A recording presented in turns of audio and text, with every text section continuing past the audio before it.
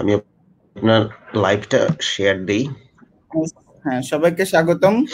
মদিনার পথে আজকে সর্বশেষ পর্ব, চতুর্থ পর্ব। আজকের পর্বের শিরোনাম হচ্ছে জিহাদ মানে কি সন্ত্রাস। তো আজকের পর্বে সবাইকে স্বাগতম জানাচ্ছি। আলোচক পারভেজ আলম ভাইকেও স্বাগতম। কেমন আছেন ভাই? এই তো ভাই আছি, আছি ভালোই। আপনাকে ধন্যবাদ, আপনাকেও স্বাগতম, সবাইকে স্বাগতম আজকে শেষ পর্বের আলোচনায়। তো আজকে আমরা প্রথমে শুরু করব যে যেহেতু জিহাদ নিয়ে কথা বলছি, কোরআন শরীফ বা ইসলামের নানা যে ট্রেডিশন, কোরআন শরীফ হাদিস ইত্যাদি ব্যাখ্যার নানা ধরনের ব্যাখ্যা সমাজে বা ইসলাম মুসলিমদের মধ্যে প্রচলিত আছে। সুতরাং সেই জায়গা থেকে আমরা আসলে শুরু করব যে ইসলামের যে নানা ধরনের ব্যাখ্যা হয়, সেই ব্যাখ্যার পেছনের রাজনীতি কি, বা সে ব্যাখ্যার ক্ষেত্রে যে বিভিন্ন ধরনের ভিন্নতা দেখা যায়। কেউ ধরেন শান্তির কথা বলছে, আবার কেউ জিহাদের কথা বলছে। তো এই ব্যাখ্যার রাজনীতি সম্পর্কে যদি আলোচনা শুরু করতেন। হ্যাঁ, এবং আমরা এর সাথে গত সেশনটাকে রিলেট করব, কারণ গত সেশনে আমরা সামাজিক ন্যায় বিচার নিয়ে কথা বলতে গিয়েছিলাম। নানা ধরনের টেকনিক্যাল কারণে আমরা সেটা শান্তিমতো শেষ করতে পারিনি। আশা করি আমরা সেই মানে সামাজিক সুবিচার বা ন্যায় বিচারের যে ব্যাখ্যাকেন্দ্রিক রাজনীতি আছে, যে এক একজন এক এক ধরনের ব্যাখ্যার কথা বলছে, সেটা নিয়ে আমরা আজকে আলোচনা করব। তো শুরু করা যাক। হ্যাঁ, আপনি আপনার না, আমি মানে ওই হ্যাঁ মানে ইসলামের যে ব্যাখ্যা, সেটা কোরআনের হোক, হাদিসের হোক, বা কোনো একটা পরিভাষা আইনি ব্যাপারেই হোক, সেটা তো আসলে বরাবরই নির্ভর করে যে হচ্ছে আপনার ব্যাখ্যা দেওয়ার অথরিটিটা কার আছে আর কার নাই আর কি, তার উপরে আর কি। ঠিক আছে, লম্বা মানে একটা সময় পর্যন্ত ধরেন মানে আগের আমলে তো ধরেন অথরিটির ক্ষেত্রে মানে এখন আমরা ইসলাম বলতে যেমন একটা শুধুমাত্র একটা ধর্মীয় পরিসরের মধ্যে বা ধর্মীয় বিষয়ে আলাপ আলোচনা বুঝি, সবসময় তো আর তেমন ছিল না। একটা সময় ধরেন অনেক নাম যেগুলো আমরা দেখি, এগুলো আসলে অনেক ধর্মতাত্ত্বিক বৈজ্ঞানিক টার্ম হিসেবে ব্যবহৃত হইতো। ঠিক আছে, যেমন ধরেন কিয়াস শব্দটা, আপনি কিয়াস শব্দটা যেমন শরীয়তের আলাপে পাইবেন, ওরকম ওই কিয়াস শব্দটা আপনি আলকেমির আলাপেও পাইবেন আর কি। ঠিক আছে, বা এমনকি আপনার এই যে আপনার অ্যারিস্টোটেলিয়ান ফিলোসফির মধ্যে আপনি মানে মুসলমানরা যে অ্যারিস্টোটেলিয়ান ফিলোসফি চর্চা করতো তার মধ্যেও পাইবেন। হ্যাঁ, তো এই যে এই টাইপের মানে এখন ঘটনা হয়েছে কি, আমাদের সময় হচ্ছে এই ইসলামী পরিভাষা মূলত সংকুচিত, মানে ইসলামী পরিভাষা মানে এই মানে এই ধরনের পরিভাষা আর অন্যান্য বিভিন্ন বিষয় সংকুচিত হয়ে গেছে মূলত হচ্ছে ইসের মধ্যে আর কি, আপনার ওই একেবারেই হচ্ছে রিলিজিয়াস লাইফ বলতে যেটা বুঝায়। আধুনিক যুগে যেমন রিলিজিয়াস বলতে একটা আলাদা একটা ক্যাটাগরি তৈরি হয়েছে, যে ক্যাটাগরিটা হচ্ছে আপনার ইসের থেকে আলাদা আর কি, অন্যান্য সামাজিক রাজনৈতিক আরো নানা বিষয় থেকে পুরোপুরি বিচ্ছিন্ন আলাদা একটা ক্যাটাগরি। এবং সেই ক্যাটাগরির অথরিটিটা এখন যারা আর কি দাবি করে, হ্যাঁ, যেমন আমরা যেটা বলি আলেম আর কি, ঠিক আছে, তারা আর কি। আগের আমলে তো ধরেন আলেম বলতে তো আরো অনেক ব্রড ক্যাটাগরি ছিল।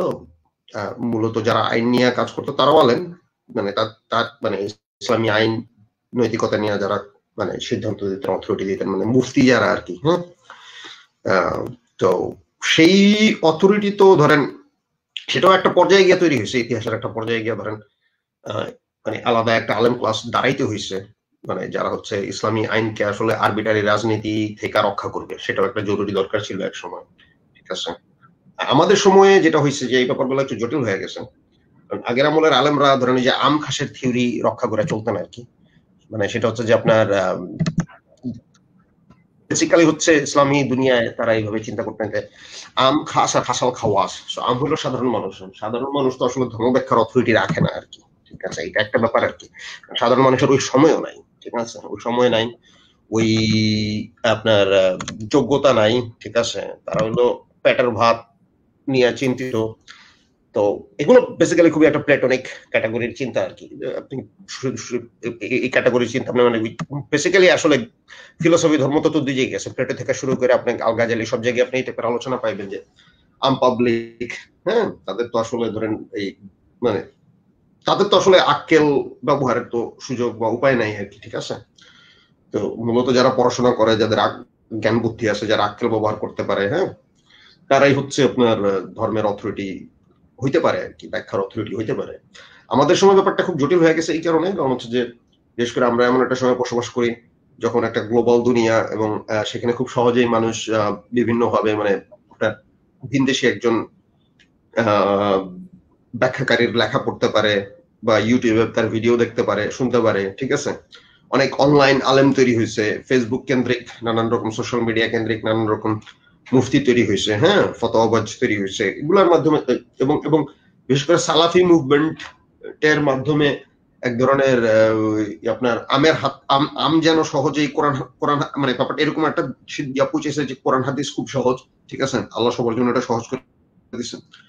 কোরআন পড়েই আসলে বা হাদিস পড়েই আসলে যে কেউ নিজের মতো করে হচ্ছে ইসলামটা বুঝতে পারে, এরকম একটা বিশ্বাসও তৈরি হয়েছে। যার কারণে ধরেন ইদানিং যারা একটু পড়ালেখা শিখছে, ঠিক আছে, পড়ালেখা শিখছে মানে হলো বেসিক্যালি বাংলা ইংরেজি পড়তে পারে, ঠিক আছে, বা আরবি পড়তে পারে, সে ভাষার জটিলতা বা ব্যাখ্যা কেন্দ্রিক জটিলতা হয়তো বুঝে না, সেটা বুঝার মতো প্রয়োজনীয়তা মনে করে না, ঠিক আছে। তারা ভাবে যে যেহেতু তারা কোরআন হাদিস থেকে আক্ষরিক একটা অর্থ বুঝতে পারতেছে, বাংলা পড়তে পারতেছে, মানে সাক্ষরতার থেকে একটু বেশি কিছু এটা আসলে, ঠিক আছে। আমরা যখন বলি সাক্ষরতা, আক্ষরিক ব্যাখ্যা কি আদৌ সম্ভব কিনা কোনো একটা টেক্সটের, কারণ সে তো ওই কনটেক্সটের মধ্যে মানে কি বলে যে একটা যখন সে ব্যাখ্যা করে সে তো বাংলা থেকেই পড়ে, কারণ আরবি ভাষা যতই যাই বলি আমরা কেবল রিডিং পড়তে পর্যন্তই পারি, তাও কি জেড জবর পেশ ওই এগুলো দেওয়া ছাড়াও আমরা আরবি পড়তে পারি না। আমাদের আরবির যে লিটারেসি মানে মুসলমানদের মধ্যে, বাঙালি মুসলমানের মধ্যে এর বেশি না, সে বাংলা টেক্সট পড়ছে এবং বাংলা টেক্সট পড়ে হয়তো ব্যাখ্যা করার চেষ্টা করছে।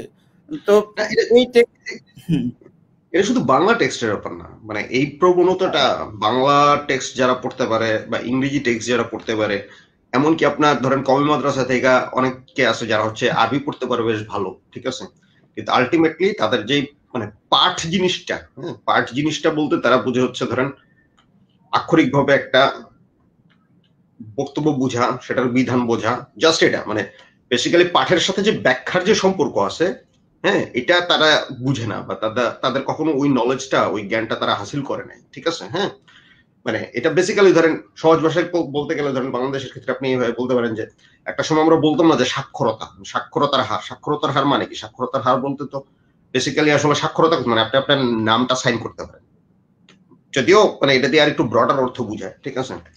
তো এখন ধরেন ওই যে আমাদের শিক্ষিত সমাজের বর্তমান আরেকটা লেভেল আছে, সেটা হলো আক্ষরিকতার লেভেল আর কি, ঠিক আছে।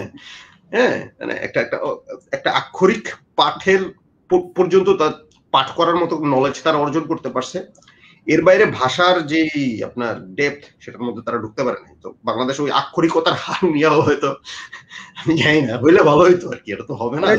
আমি এই দিক থেকে ছোট্ট মানে একটা প্রশ্ন জাগে যে ছোটবেলায় আপনি সিরাতুল মুস্তাকিম বলতে কি বুঝতেন? আমার নিজস্ব একটা ব্যাখ্যা ছিল, কারণ প্রতি ওয়াক্তে বা রাকাতে তো নামাজে সূরা ফাতিহা পড়তে হতো, সিরাতুল মুস্তাকিম বলতে হতো। আমি আমার মতো করে একটা ব্যাখ্যা করতাম, আপনি কেমন করে ব্যাখ্যা করতেন? বা এরকম তো সাধারণ ক্ষেত্রে এরকম ব্যাখ্যাটা কি করি নাই, আমি তো কোনো ব্যাখ্যাই করি নাই, আমি জাস্ট মুখস্থ পড়তাম। না, আমি আবার বুঝে বুঝে সব বুঝে বুঝে পড়ার চেষ্টা করেছি। এবং ছোটবেলায় যেমন ধরেন এই যে সিরাতুল মুস্তাকিম মানে সরল পথে চলো, সরল পথ মানে নবী রাসূলরা তো ছিলেনই, পাশাপাশি বাংলাদেশের মানুষজন, যেমন ছোটবেলায় আমার প্রিয় কবি কে ছিলেন, কাজী নজরুল ইসলামের মতো হইতে হবে আমার, এটা হচ্ছে সরল পথ, এরকম টাইপের। মানে আমি তো পথ নিয়ে চিন্তা করা শুরু করছি অনেক পরে, মানে যখন খুব ধরেন নিয়মিত নামাজ পড়তাম ওই সময় আসলে মানে আমি নিজেও ওই আক্ষরিকতাবাদের উপর উঠতে পারিনি, কারণ ওই সময় আমি নিজেই ধরেন খুবই বিজ্ঞান কেন্দ্রিক লোক ছিলাম, বিজ্ঞান টেজ্ঞান পড়তাম, মানে বিজ্ঞানের মনে করতাম যে বিজ্ঞানে সব উত্তর আছে, এবং যার কারণে কিন্তু ধরেন এই যে তৎকালীন সময়ে ধর্ম যা বুঝতাম সেটার প্রতি ধরেন বিশ্বাস নষ্ট হয়েছে, ঠিক আছে। কারণ এই দুই প্যারাডাইমের মধ্যে সংযোগ ঘটানো একটা বয়সে গিয়ে আমি ধরেন এমন কোন বই পড়ি নাই বাংলা ভাষায় পাওয়া যায় যেগুলো ওই যে আপনার যেটা আপনার কোরআন বা ধর্মগ্রন্থের সাথে বিজ্ঞানের সম্পর্ক নিয়ে আলাপ আলোচনা আছে, এটা এমন কোন বই বাংলা ভাষায় পাওয়া যায় কিন্তু সেটা পড়ি নাই এরকম মনে হয় না। স্কুল লাইফে আমি এগুলো সব কিডন্যাপ করে ফেলতাম। মরিস বুকাইল দিয়ে শুরু করেছিলেন নাকি? হ্যাঁ হ্যাঁ হ্যাঁ, মরিস বুকাইল দিয়ে শুরু করছি, আরো অনেক ধরনের বই ছিল। আবার ওই যে কোরআন বাইবেল বেদ বিজ্ঞান নামে একটা বই ছিল, সেটা কোনো একজন হিন্দু ভদ্রলোক লিখছিলেন। হ্যাঁ, মানে এই টাইপের বই আমি পড়তাম, বইয়ের আবার হচ্ছে এগুলো বলতেছে হচ্ছে আপনার ক্লাস 8-9 এর কথা আর কি, ঠিক আছে। এবং আমি নিজে কোরআন পড়ে একসময় বিবর্তনবাদের পক্ষে ব্যাখ্যাও মানে বক্তব্যও বাই করছি, ঠিক আছে। হ্যাঁ, এরকম আর কি। এখন ঘটনা হয়েছে কি, এগুলো তখন ওই সময় আসলে একটা প্রেশার ফিল মানে ওই বয়সে একটা প্রেশার ফিল করতাম যে বিজ্ঞানের জ্ঞানের সাথে আপনার মানে ধর্মের জ্ঞানের যে একটা সংঘর্ষ দেখতেছে সেটা কিভাবে সমাধান করা যায়, ঠিক আছে।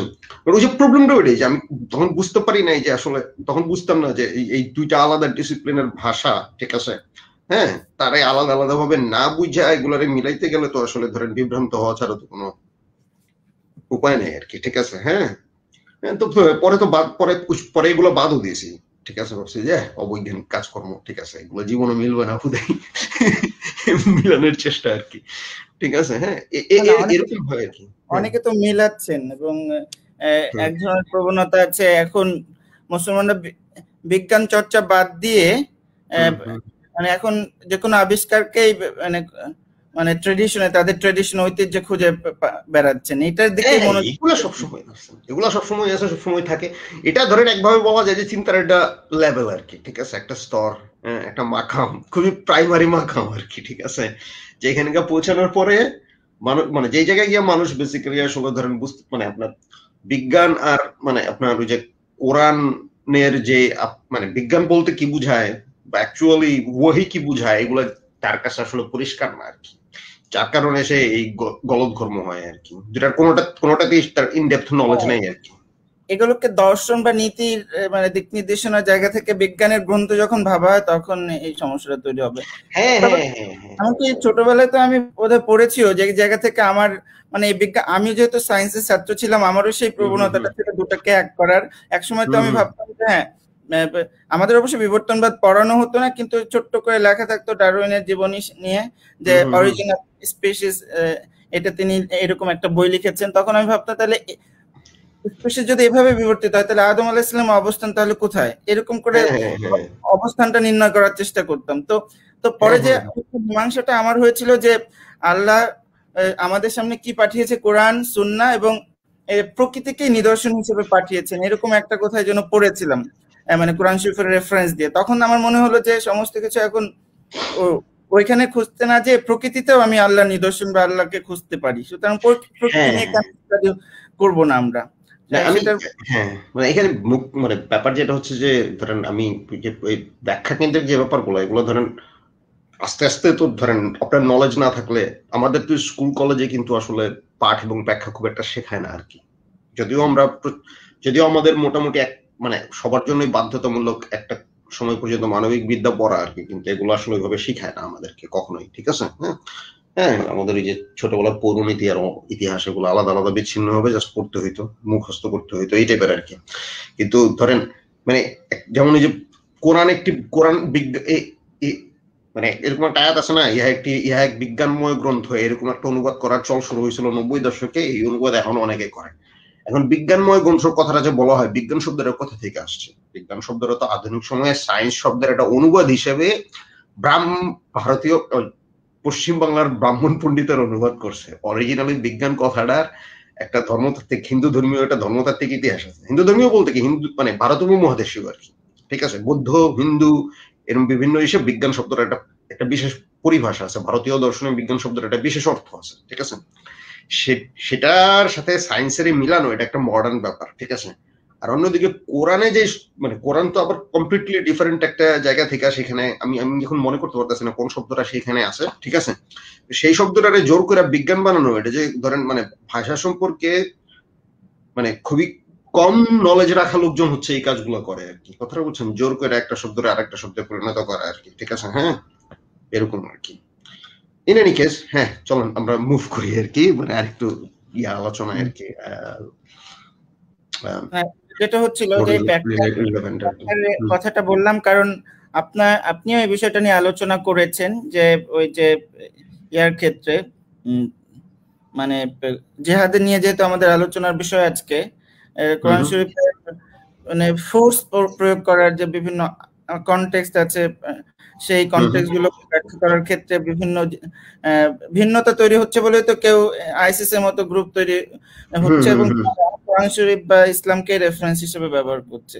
তো সেই ভিন্নতাটার মানে ঐতিহাসিক প্রেক্ষাপট যদি ব্যাখ্যা করতেন বা কি পর্যায়ে আছে বর্তমানে এবং সেইটা এই ধরনের নানা ধরনের ব্যাখ্যার যে ইতিহাসটা সেটা নিয়ে যদি আলোচনা করতেন। হ্যাঁ, আচ্ছা, এটা তো আসলে অনেক লম্বা ইতিহাস, মানে এক কথায় সহজ ভাষায় যদি বলি যে ধরেন এই ব্যাপারটা নিয়ে বিশেষ করে জিহাদের ব্যাখ্যা নিয়ে বা জিহাদের অথরিটি নিয়ে যে সময়টা আমি দেখা শুরু করছিলাম, সেটা হচ্ছে যে আপনার 2014 সাল যখন হচ্ছে আইসিস এর আবির্ভাব ঘটলো, ঠিক আছে। আইসিস তো এক হিসাবে আগে থেকে আছে, কিন্তু যে সময়টাকে তারা খেলাফত ঘোষণা দিল আর কি, ঠিক আছে। সময় আমি লিখতে শুরু করলাম, এরপরে তো 15-16 সালে জিহাদ ও খেলাফতের সিলসিলা বইটা প্রকাশিত হলো, ঠিক আছে। তো ওই সময়ে আমি এই ব্যাপারটা যেভাবে ডিল করছি 16 সালে প্রকাশিত হয়েছে এবং তখনই আবার বাংলাদেশে গুলশানে হলিয়া আর্টিজেনে হামলা হলো। হ্যাঁ হ্যাঁ হ্যাঁ হ্যাঁ হ্যাঁ। তো মানে ওই 14 সালে শুরু হলো, 15 সালে বইটা যখন যেই বছর প্রথম সংস্করণটা প্রকাশ হলো, পুরাটা না, মানে অরিজিনাল মানে আপনার পূর্ণাঙ্গ সংস্করণটা তো 16 সালে আছে, কিন্তু 15 সালে বইটার একটা পুরনো সংস্করণ ছিল। তো সেইটা যখন আসলো ওই মাসে তো অভিজিৎ রায় অ্যাটাক হলো, মারা গেল, ঠিক আছে। হ্যাঁ 15 ফেব্রুয়ারি, হ্যাঁ হ্যাঁ হ্যাঁ হ্যাঁ, মানে 26শে ফেব্রুয়ারি বইটা প্রকাশিত হয়েছে খুব সম্ভবত 15 তারিখে ওই মাসের। অভিজিৎ তো মারা গেলেন 26 তারিখে, ঠিক আছে। হ্যাঁ, তো এর আগে তো ধরেন অভিজিতের সাথেও আমার আসলে এই ইস্যুতে তর্ক হয়েছে, ঠিক আছে, জাস্ট বইমেলার পূর্বে আর কি, ঠিক আছে। সেটা আরেক ঘটনা, ঠিক আছে। মানে এই বই যখন লিখি ওই সময় আমার মূল দুইটা প্রবণতা মোকাবেলার আমার একটা ইচ্ছা ছিল, দুইটা প্রবণতার সাথে ওই সময় এটা আমি বলতেছি যে এই ব্যাখ্যার ইতিহাস তো অনেক পুরাতন, ঠিক আছে, এবং এটা তো ধরেন প্রতি যুগেই বিভিন্ন রকম ফোর্স এই ব্যাখ্যার অথরিটি নিয়ে তাদের নানান রকম ফাইট আছে। আমি বলতেছি ধরেন আমি যে সময় এই আলাপগুলা নিয়ে শুরু করলাম, যে টাইমটা বিশেষ করে জিহাদ এবং খেলাফত ইস্যুতে, ঠিক আছে, সেটা একটা কারণ হচ্ছে ওই সময় এক হচ্ছে আইসিস আসছে, আরেকদিকে হচ্ছে বাংলাদেশে একদিকে হচ্ছে আইসিস এর সমর্থকরা খুবই পাওয়ারফুল হয়ে উঠতেছে। পাওয়ারফুল বলতে আমি বোঝাচ্ছি যে মানে আপনার তারা হচ্ছে আপনার অনলাইনে অফলাইনে মোটামুটি শক্তিশালী নেটওয়ার্ক তৈরি করতেছে, নিয়মিত বিভিন্ন ফেসবুক, আসলে ওইভাবে দেখা যায় না, একটা সময় তারা অনেকগুলো ফেসবুক পেজ চালাইতো ওই টাইমটায়, ঠিক আছে। অভিজিৎ রায় তো মারা গেছে 26 তারিখে, কিন্তু তার 10 দিন আগেই ধরেন একটা ফেসবুক সালাফি জিহাদি একটা মোটামুটি পরিচিত ফেসবুক পেজে অভিজিৎ রায়, তারপর আপনার ফয়সাল আরিফিন দীপন, আহমেদ রশিদ টুটুল, ঠিক আছে, হ্যাঁ, এদের লিস্ট করে ধরেন পোস্ট দেওয়া হয়েছে, ঠিক আছে। হ্যাঁ, মানে এদেরকে হত্যা করতে হবে। তো এইগুলো ওই সময় খুব কমন টেন্ডেন্সি ছিল। হ্যাঁ, এবং হচ্ছে বাংলাদেশ ওই সময় প্রচুর জিহাদি আইসিসের সাথে তখন প্রতিযোগিতা করে আল কায়দা ইন্ডিয়ান সাবকন্টিনেন্ট যেটা বলা হয় আনসারুল্লাহ বাংলা টিম, ঠিক আছে, এরা অ্যাক্টিভেট হয়েছে, ঠিক আছে। তো এইটা সিচুয়েশনে আরেকটা ব্যাপার ওই সময়, মানে এদের তো একটা ব্যাখ্যা আছে জিহাদ নিয়ে, ঠিক আছে। এদের ব্যাখ্যা কিন্তু ধরেন খুবই বড় অংশ হচ্ছে ধরেন শুধু আক্ষরিক না, এরা কোনো ক্ষেত্রে ধরেন আক্ষরিক আয়াত ব্যবহার করবে কোরআনের বা ডিরেক্ট হাদিসের একটা ব্যবহার করবে। আরেকটা জিনিস তারা করতে হচ্ছে, সেটা হচ্ছে যে ধরেন মানে ভবিষ্যৎবাণী সংক্রান্ত হাদিস, অ্যাপোক্যালিপটিক যে হাদিস, হ্যাঁ, মেসিয়ানিক যে হাদিসগুলো আছে, ঠিক আছে, সেগুলারে তারা বর্তমানের কনটেক্সটে, ঠিক আছে, যেমন খোরাসানের কালো পতাকা, খোরাসানের থেকে কালো পতাকা আসবে, সেই কালো পতাকা আসলে মাহাদির পতাকাই, ঠিক আছে, মানে শেষ সময় চলে আসছে, বিপ্লব হবে, খোরাসান থেকে জেরুজালেম পর্যন্ত বিজয় অর্জিত হবে, ঠিক আছে। হ্যাঁ, ধরেন এই হাদিস বা গাজওয়া হিন্দ, ঠিক আছে, যে শেষ জমানার একটা যুদ্ধে ধরেন হিন্দ জয় করে নিবে মুসলমানরা, ঠিক আছে। হ্যাঁ, এরাও হচ্ছে যে যারা হচ্ছে ওই যে জেরুজালেম সিরিয়া দখল করবে, ঠিক আছে, তাদের মতে হচ্ছে আপনার এরাও হচ্ছে একটা মানে খুবই আপনার মানে আল্লাহর নির্বাচিত একটা বা খুবই কল্যাণপ্রাপ্ত একটা মানে বাহিনী আর কি। এইগুলো তারা হচ্ছে মানে এইসব ভবিষ্যৎবাণী কেন্দ্রে তারা ব্যবহার করতো, ঠিক আছে। তো এর বিপরীতে ধরেন আরেকটা ব্যাপার ছিল যে ধরেন বাংলাদেশ তৎকালীন যে নিউ এথিজমের যে একটা বারবারন্ত অবস্থা ওই সময়, ঠিক আছে। এখন তো ধরেন অনেক খুব বেশি এথিস্ট বাংলাদেশে আপনি পাইবেন না, যারা এমনকি নিজেরা চিন্তা ভাবনার দিক থেকেও নিউ এথিস্ট। এখন দেখবেন যে তারা নিজেদেরকে সহজে বলবে না নিউ এথিস্ট, কারণ নিউ এথিস্ট শব্দটা বাংলাদেশে এখন নেতিবাচক একটা পাওয়া গেছে। বাংলাদেশে না, সারা দুনিয়াতেই হয়েছে, ঠিক আছে, কারণ এদের কাজকর্ম খুবই প্রবলেমেটিক ছিল, হ্যাঁ, এখনো আছে। তো হ্যাঁ, আপনার বইতে বোধহয় লিখেছেন স্যাম হ্যারিস দের নিয়ে, এবং বাংলাদেশে বোধহয় অভিজিৎ, মানে এরা তো ডিরেক্ট সাম্রাজ্যবাদের, স্যাম হ্যারিস তো ধরেন ডিরেক্ট সাম্রাজ্যবাদের দালালি করছে, ঠিক আছে, বা প্যালেস্টাইনের ইসরায়েলের হাতে মানে মানুষ মারার পক্ষে ওকালতি করছে সবসময়। এদের কাছে হচ্ছে ইসলাম একটা মানে খুবই একটা মানে ভাইরাস টাইপ ধর্ম আর কি, ঠিক আছে? হ্যাঁ, এগুলোর মানে সমাজের জন্য দুনিয়ার জন্য ক্ষতিকর একটা কিছু। আপনি দেখবেন যে নিউ এথিস্টদের সাথে ওই তৎকালীন সময় বাংলাদেশে যারা সালাফি জিহাদি ছিল, হ্যাঁ, সেটা ধরেন ওই যে আল কায়দা হোক, আইসিস হোক, বা ধরেন মেইন স্ট্রিম ইসলামপন্থী এবং কমিদের মধ্যে যেই অংশটা ধরেন এদের মতাদর্শিক সমর্থক হোক, হ্যাঁ, এদের মধ্যে আপনি দেখবেন যে একটা স্বাভাবিক মানে এদের সাথে নিউ এথিস্টদের একটা স্বাভাবিক মিল আছে, সেটা হচ্ছে যে এদের ইসলাম ব্যাখ্যা মোটা দাগে একরকম।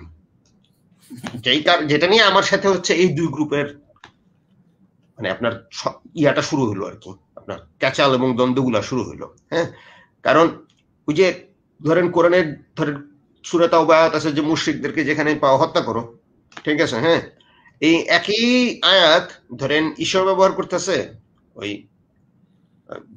জিহাদিরাও ব্যবহার করতেছে, আবার নিউ এথিস্টরাও ব্যবহার করতেছে একই রকম ভাবে। এটাই হচ্ছে ইসলাম। ইসলামে যে সন্ত্রাস নিয়ে যে ব্যাখ্যাটা আছে এটাই একমাত্র ব্যাখ্যা। আপনার বইতে আছে সোর্ড ভার্স বলে বোধ। হ্যাঁ, শুধু এটার ক্ষেত্রে না, মানে এইখানে ব্যাপারটা হয়েছে কি, ব্যাপারটা হয়েছে কি, এটা হলো স্যাক্রালাইজেশন বলতে পারেন। স্যাক্রালাইজেশন কি কিরকম, ধরেন কোনো একটা স্পেস রে বা কোনো একটা প্রতীক রে বা কোনো একটা টেক্সট রে আপনি যখন স্যাক্রেড বললেন, স্যাক্রেড দাবি করলেন, সেটা অন্যের কাছে স্যাক্রেড না হইয়া আবার খুবই অপবিত্র হইতে পারে। মানে স্যাক্রেডনেস এর মধ্যে সবসময় এরকম একটা অ্যাম্বিগুয়াস ব্যাপার থাকে আর কি। শেখ মুজিবুর রহমান ধরেন বাংলাদেশের একটা বড় অংশের কাছে ধরেন খুবই পবিত্র একটা সত্তা, আবার অনেকের কাছে একটা খারাপ সত্তা, অপবিত্র সত্তা, ঠিক আছে? হ্যাঁ, এরকম হয় আর কি। জিয়াউর রহমানের ক্ষেত্রে এরকম আছে।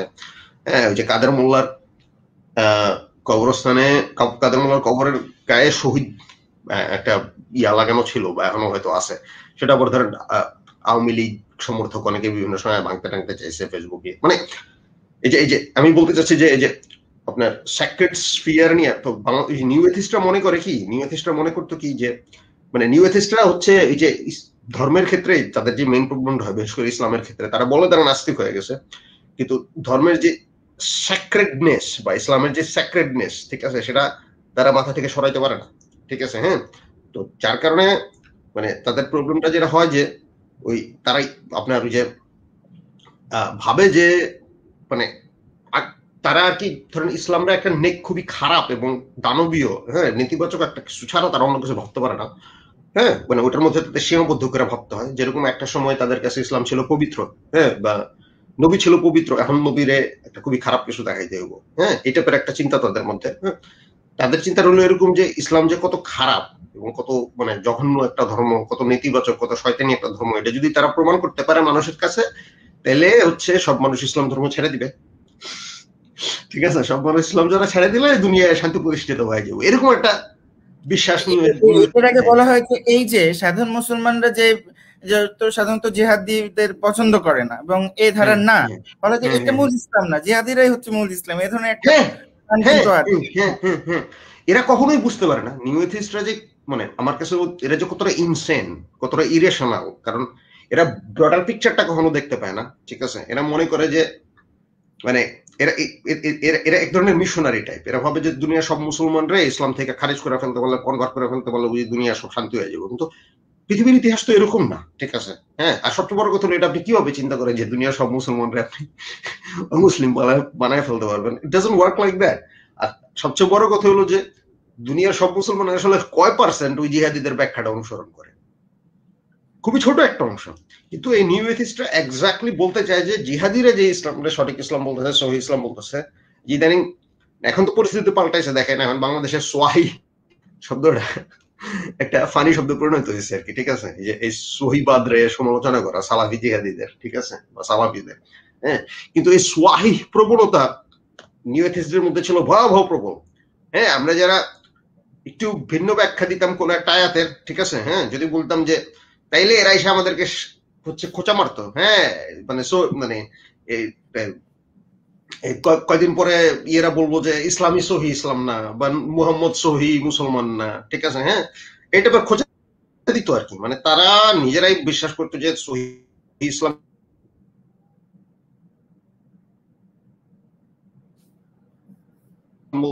একটা কিছু নেতিবাচক কাজকর্মগুলো যারা করতেছে, যে মানে আপনার জঙ্গিবাদ করতেছে, সন্ত্রাস করতেছে, ঠিক আছে, হ্যাঁ, নারী নির্যাতন করতেছে, ঠিক আছে, ওরা সবসময় প্রচার করতে চাইতো নিউ এথিস্টরা যে ওইটাই সহি ইসলাম, এবং সেটা প্রচার করার জন্য আপনি দেখবেন যে সাধারণ মুসলমানদের থেকে অনেক বেশি তারা কোরআন হাদিসের টেক্সট ব্যবহার করতো, ঠিক আছে, ওই যে ওই আক্ষরিকতাবাদী চিন্তা, একটা কোরআন হাদিসের একটা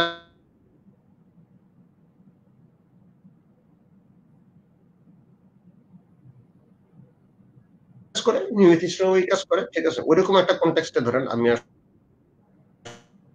আসলে এই ব্যাপারে আলোচনাটা শুরু করছিলাম, বিশেষ করে মানে ব্যাখ্যাটা কে দিচ্ছে, কারা দিচ্ছে, কখন দিচ্ছে, কি উদ্দেশ্যে দিচ্ছে, ঠিক আছে, হ্যাঁ, এবং মানে ঐতিহাসিক প্রেক্ষিতটা কি, দুনিয়ার প্রেক্ষিতটা কি, কোন ফোর্স গুলো আসলে এখানে আছে, ঠিক আছে, হ্যাঁ, কোন সামাজিক পাওয়ার রিলেশনশিপের মধ্যে হচ্ছে আপনার সামাজিক পাওয়ার রিলেশন, রাষ্ট্রীয় এবং আন্তর্জাতিক পাওয়ার রিলেশন সেখানে হচ্ছে কিভাবে হচ্ছে ভূমিকা রাখতেছে, ঠিক আছে, এগুলা উৎপাদন পুনরুৎপাদনে এই ব্যাখ্যাগুলার, ঠিক আছে, বা তার পাল্টা ব্যাখ্যাগুলার ক্ষেত্রে, সেগুলো আর কি তখন আর কি আপনার আলোচনায় আনা শুরু করছিলাম আর কি। এখন তো এই কাজ অনেক আগাইছে, ওই সময় খুব নতুন ছিল আর কি এক হিসেবে বাংলাদেশের প্রেক্ষিতে। ঠিক আছে, ধন্যবাদ।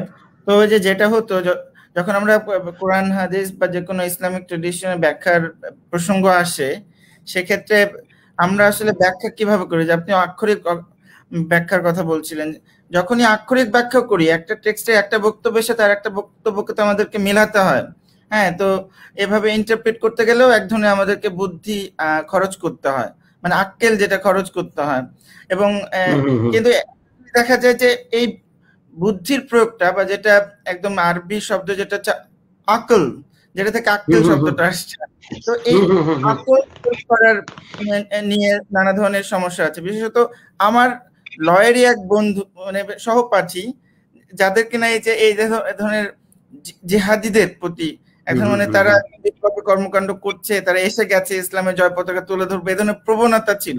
অবশ্য আমি বুঝে না বুঝেও তাদের সাথেও আমি আলাপ করতাম, জানতাম যে জানি যে এই ধরনের তাদের সাথে কথা বলতে গেলেও আমাকে ট্যাগ দেয়া হতে পারে, কেউ কেউ হয়তো খারাপ চোখে আমাকে দেখেছো, যাই হোক আমি সেটা, তো তাদের সাথে মানে আমি তাকে তার মধ্যে দেখতাম যে আক্কেল বা রিজনিংটা কোরআন শরীফ বা ইসলামিক টেক্সটের ব্যাখ্যার ক্ষেত্রে তারা প্রয়োগ করতে চাইতো না, মানে বুদ্ধি প্রয়োগ করতে গেলে যদি আবার কোরআন হাদিস থেকে আমরা বেরিয়ে যাই, কিন্তু কথা হচ্ছে আমি তাকে দিলাম যে আপনি যে ইসলাম পালন করছেন, সমাজে তো অনেকগুলো ধর্ম আছে, আপনি এটা কিসের ভিত্তিতে ইসলামকে আপনি ঠিক মনে করছেন, তার মানে আপনাকে বুদ্ধি প্রয়োগ করতে হবে, তাহলে আপনি প্রয়োগই যদি না করেন, তার মানে বুদ্ধিটা আসলে আগে থেকে ধরে নিচ্ছি যে টেক্সট আমাকে ইন্টারপ্রেট করতে হবে, ব্যাখ্যা করতে হবে বুদ্ধি দিয়ে, সুতরাং আক্কেলবান হতে হবে, আক্কেল মন হতে হবে, আর ব্যাক্কেল হলে তো আপনার বইতে যে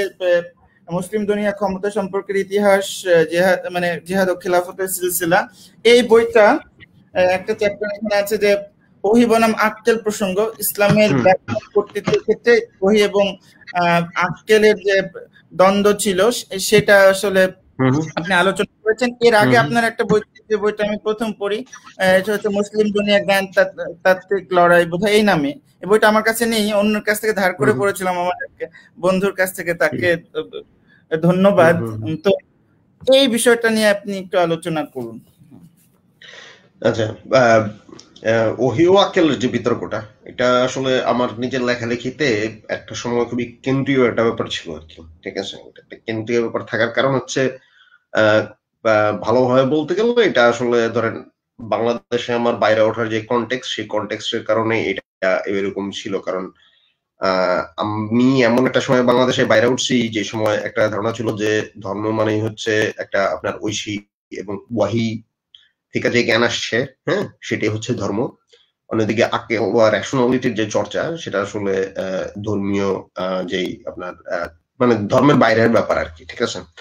সামাজিক ভাবে ধরেন আমাদের তো আমরা দেখি নাই যে মানে ইসলামের জায়গা থেকে আক্কেল নিয়ে বাংলাদেশে আলোচনা হয়েছে বা আক্কেলের গুরুত্ব নিয়ে আলোচনা হয়েছে, এটা আমরা দেখি নাই।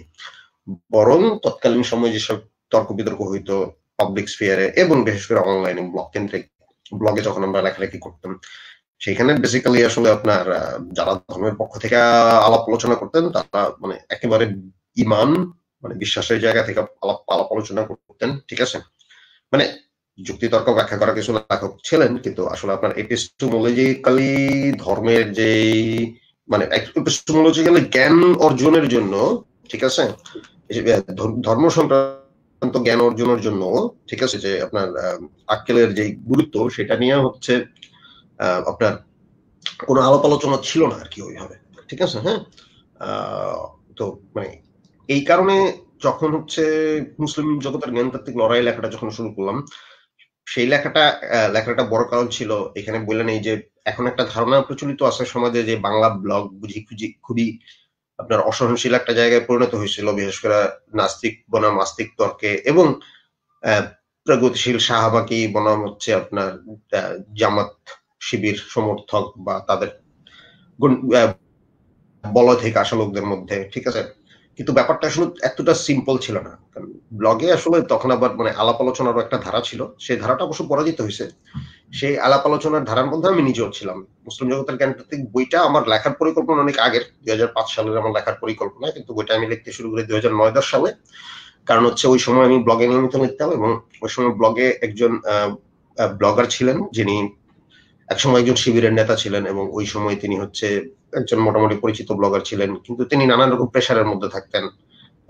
তিনি আসলে প্রকাশ করতেন না তার পরিচয়টা আর কি, যে তিনি যে একসময় শিবির করতেন, কিন্তু সেটা আমার সাথে প্রকাশ করছেন কারণ ওনার সাথে আমার ওই পরিমাণ আন্ডারস্ট্যান্ডিং ছিল, ঠিক আছে। কারণ আমি তো আসলে কেউ একজন শিবির করছে এই কারণে তারা মানে নেতিবাচক ভাবে দেখবো এটা মনে করার তো কোনো কারণ নাই, ঠিক আছে। হ্যাঁ, মানে এখন ঘটনা হয়েছে যে তার সাথে আমার একটা তর্ক হয়েছে ওই সময় ফেসবুক ব্লগে। তিনি ওই সময় হচ্ছে ওই যে মুসলিম দার্শনিক বিজ্ঞানীদের অবদান নিয়ে ওই সময় তিনি লেখা শুরু করছেন, মূলত এই প্রবলেমটা এড়ানোর জন্যই যে তখন যে মেরুকরণটা দাঁড়াইছে যে ইসলাম একটা অযৌক্তিক এবং বিশ্বাস কেন্দ্রিক একটা কিছু, হচ্ছে আপনার এর বাইরে আপনার বিজ্ঞান, হ্যাঁ, দর্শন, এগুলো হচ্ছে আপনার মানে আপনার এগুলোর সাথে ইসলামের কোনো সম্পর্ক নাই। এই পরিস্থিতিটা কাটাইতে গিয়ে উনি একটা মানে সিরিজ লেখা শুরু করছিলেন। সেই সিরিজ যে মুখ্য উদ্দেশ্য ছিল যে মুসলিম দার্শনিক বিজ্ঞানীদের সাথে মানুষের পরিচয় করা যায়। কিন্তু আমি দেখলাম যে তিনি যেটা লিখতেছেন সেটার একটা লিমিটেশন, একটা ইসলামপন্থী লিমিটেশন আছে। ইসলামপন্থী লিমিটেশন হচ্ছে যে এপিস্টেমোলজি নিয়ে আলাপটা এড়ায় যাওয়া, জ্ঞান তত্ত্ব নিয়ে আলাপটা এড়ায় যাওয়া, ঠিক আছে। হ্যাঁ, এবং এই যে দার্শনিক বিজ্ঞানী এবং তাদের এবং ধরেন আলেম ওলামা বা সুফি তাদের মধ্যে যে জ্ঞানতাত্ত্বিক তর্ক বিতর্ক গুলা ছিল, হ্যাঁ, মিল অমিল ইন্টারসেকশন গুলা ছিল, এইগুলো এড়ায় যাওয়া, ঠিক আছে। তো ওই কারণে আমি তখন মুসলিম জগতের জ্ঞানতাত্ত্বিক লড়াই বইটা লেখায় হাত দিছিলাম আর কি। হ্যাঁ, এবং যার কারণে ধরেন এই যে ওহি ও আক্কেল এবং এজেন্সি মানে মানবিক ইচ্ছা এবং আল্লাহর ইচ্ছা, এই প্রসঙ্গগুলা ধরেন মুসলিম জগতের জ্ঞানতাত্ত্বিক লড়াই এবং জিহাদ ও খেলাফত সিলসিলা মুসলিম দুনিয়ার ক্ষমতা সম্পর্কে লড়াই, দুইটা বইতেই মানে মোটামুটি গুরুত্বপূর্ণ, ঠিক আছে। তো এটার একটা তখন ওই সময়টায় যে ব্যাপারটা ছিল যে আমি যখন জিহাদ ও খেলাফত সিলসিলা লিখছি তখন আমি অলরেডি জানি যে ধরেন আক্কেল ব্যবহার করাটা বা আক্কেলের গুরুত্বটা, ঠিক আছে, ইসলামী এপিস্টেমোলজিতে খুবই শক্তিশালী ব্যাপার ছিল এবং সেটা সবার মধ্যেই ছিল। সেটা ধরেন মানে আপনার দার্শনিক বিজ্ঞানীদের মধ্যে ছিল তা না, সেটা ধরেন হচ্ছে আপনার আলেমদের মধ্যেও ছিল, ঠিক আছে।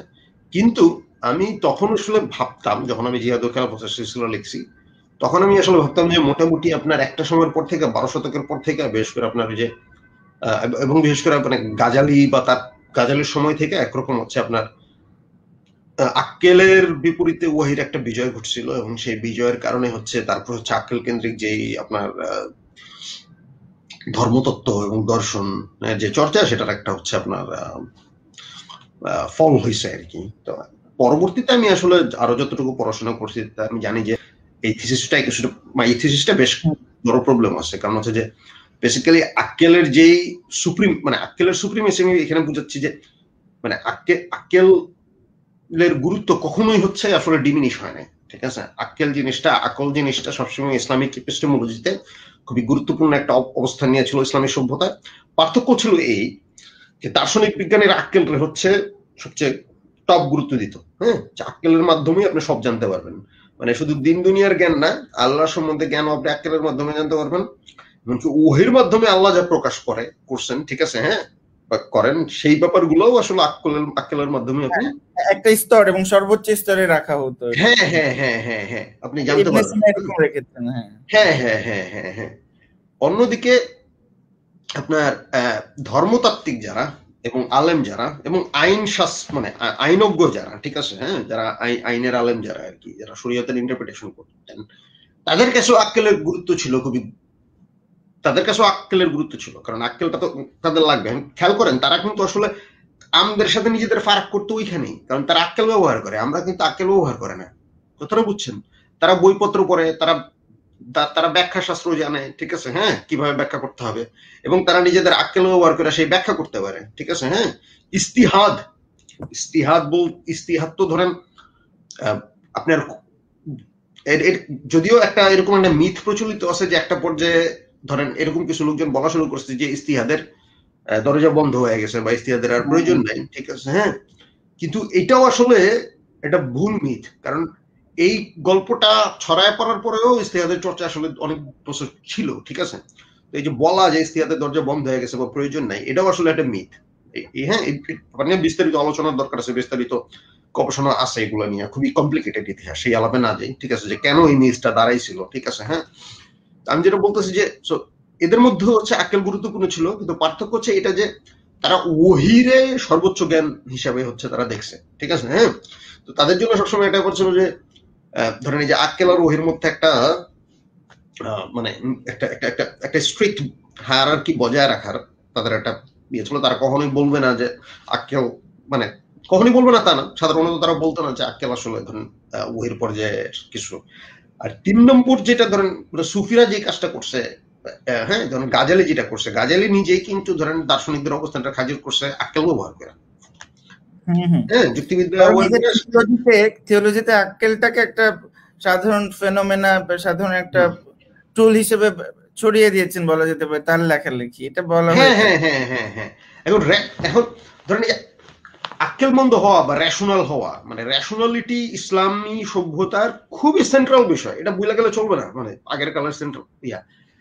গাজালি নিজেও একজন আক্কেল ব্যবহার করালো, পার্থক্যটা হইলো যেটা মানে তিনি মনে করেন, তিনি দেখাইছেন আবার আক্কেলের লিমিটেশন, সবকিছু আক্কেলের মাধ্যমে জানা যায় না, সজ্ঞা ইনটিউশনের দরকার হয়, আল্লাহর রহমতের দরকার হয়, আল্লাহ কিছু মানুষের নিজে থেকে হচ্ছে যদি নলেজ না দেয়, কিছু নলেজ, হ্যাঁ, মানে বিশেষ করে সর্বোচ্চ নলেজটা আসলে ওইটা আল্লাহর কাছ থেকে আসতে হয়, আর ওটা না আসলে আক্কেল দিয়ে কখনো ওইটা আসলে অর্জন করা যায় না। পার্থক্যটা হচ্ছে এইখানে, ঠিক আছে, পার্থক্যটা এইখানে, হ্যাঁ। তো মানে এই ব্যাপার, মানে এবং এই সজ্ঞা বা ইনটিউশন, আল্লাহর কাছ থেকে আসা জ্ঞান, এটা আসলে ধরেন ওহী না হইলেও ওহির কাছাকাছি জিনিস আর কি, ঠিক আছে, হ্যাঁ। একটা জিনিস, এটা আরেকটা জিনিস, ইলহাম না কি যেন বলে একটা টার্ম আছে, হ্যাঁ, ইলহাম শুনেছি, কয়েকটা টার্ম আছে, বিভিন্ন জন বিভিন্ন রকম টার্ম ব্যবহার করছে, হ্যাঁ। আমি জাস্ট বলতে চাচ্ছি যে মানে ইসলামী সভ্যতায় আধুনিক যুগের আগে দুইটা জিনিস, মানে দুইটা আইডিয়া, মানে রেশনালিটি এবং ইনটিউশন, ঠিক আছে, হ্যাঁ, হ্যাঁ, এই দুইটা খুবই পাওয়ারফুল আইডিয়া ছিল, এবং মানে এমন কোন ইসলামিক জ্ঞানতত্ত্ব নাই যারা হচ্ছে এই দুইটার সাথে ডিল করে না, ইনক্লুডিং দর্শন এবং বিজ্ঞান, ঠিক আছে, তারাও হচ্ছে ইনটিউশন এবং সজ্ঞার আইডিয়া নিয়ে ডিল করছে, হ্যাঁ। নানান রকম পার্থক্য ছিল লেভেলের দিক দিয়ে, স্তরের দিক দিয়ে, বা এগুলোর মধ্যে সম্পর্ক নিয়ে, ঠিক আছে, হ্যাঁ।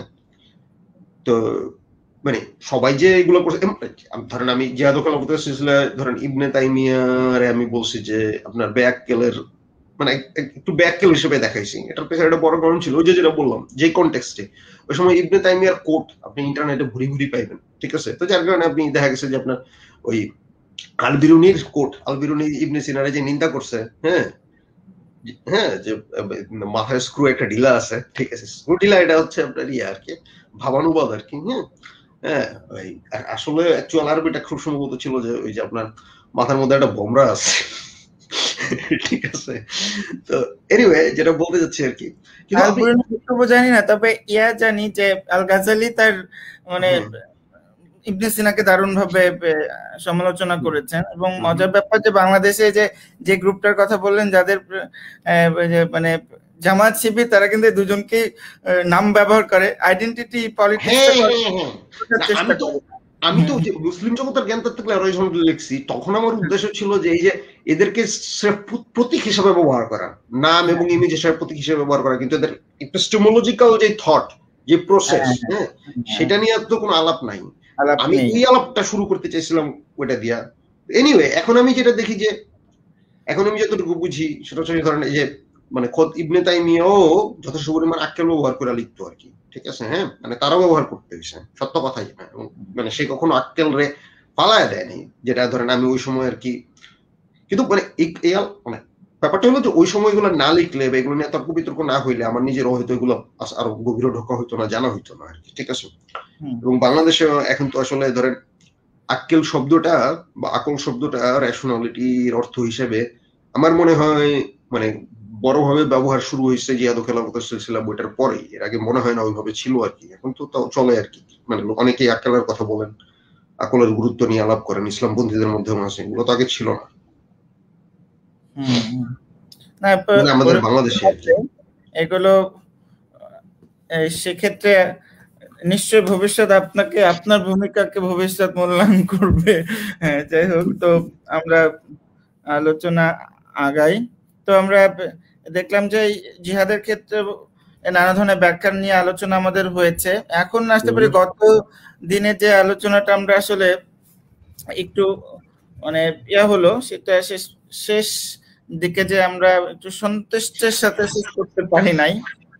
সামাজিক ন্যায়বিচার নিয়ে আমি দেখলাম যে নানা ধরনের ব্যাখ্যা আছে, মানে ইসলামেরই নানা ধরনের ব্যাখ্যা পাওয়া যায়। কেউ বলবে যে ইসলাম একটা ক্যাপিটালিস্ট রিলিজিয়ন, কেউ বলবে ইসলাম সোশ্যাল ওয়েলফেয়ার নিশ্চিত করে, মাওলানা ভাসানী বলবে ইসলাম হচ্ছে কমিউনিজমের একটা বিপরীত, না মানে অন্য অল্টারনেটিভ।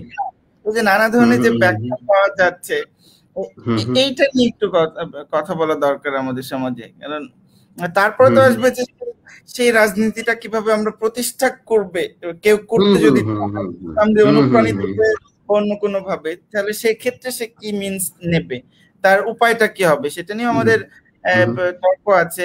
এমনকি সেকুলার পরিমণ্ডলেও তো তর্ক আছে যে ভায়োলেন্স ব্যবহার করা যাবে কি যাবে না। এমনকি ফানু আলোচনা করতে যে অনেকে ফানুর ভায়োলেন্স নিয়ে আলোচনা এখন কেউ করতে চায় না। যাই হোক, আমি বলতে চাই না কারা করতে চায় না।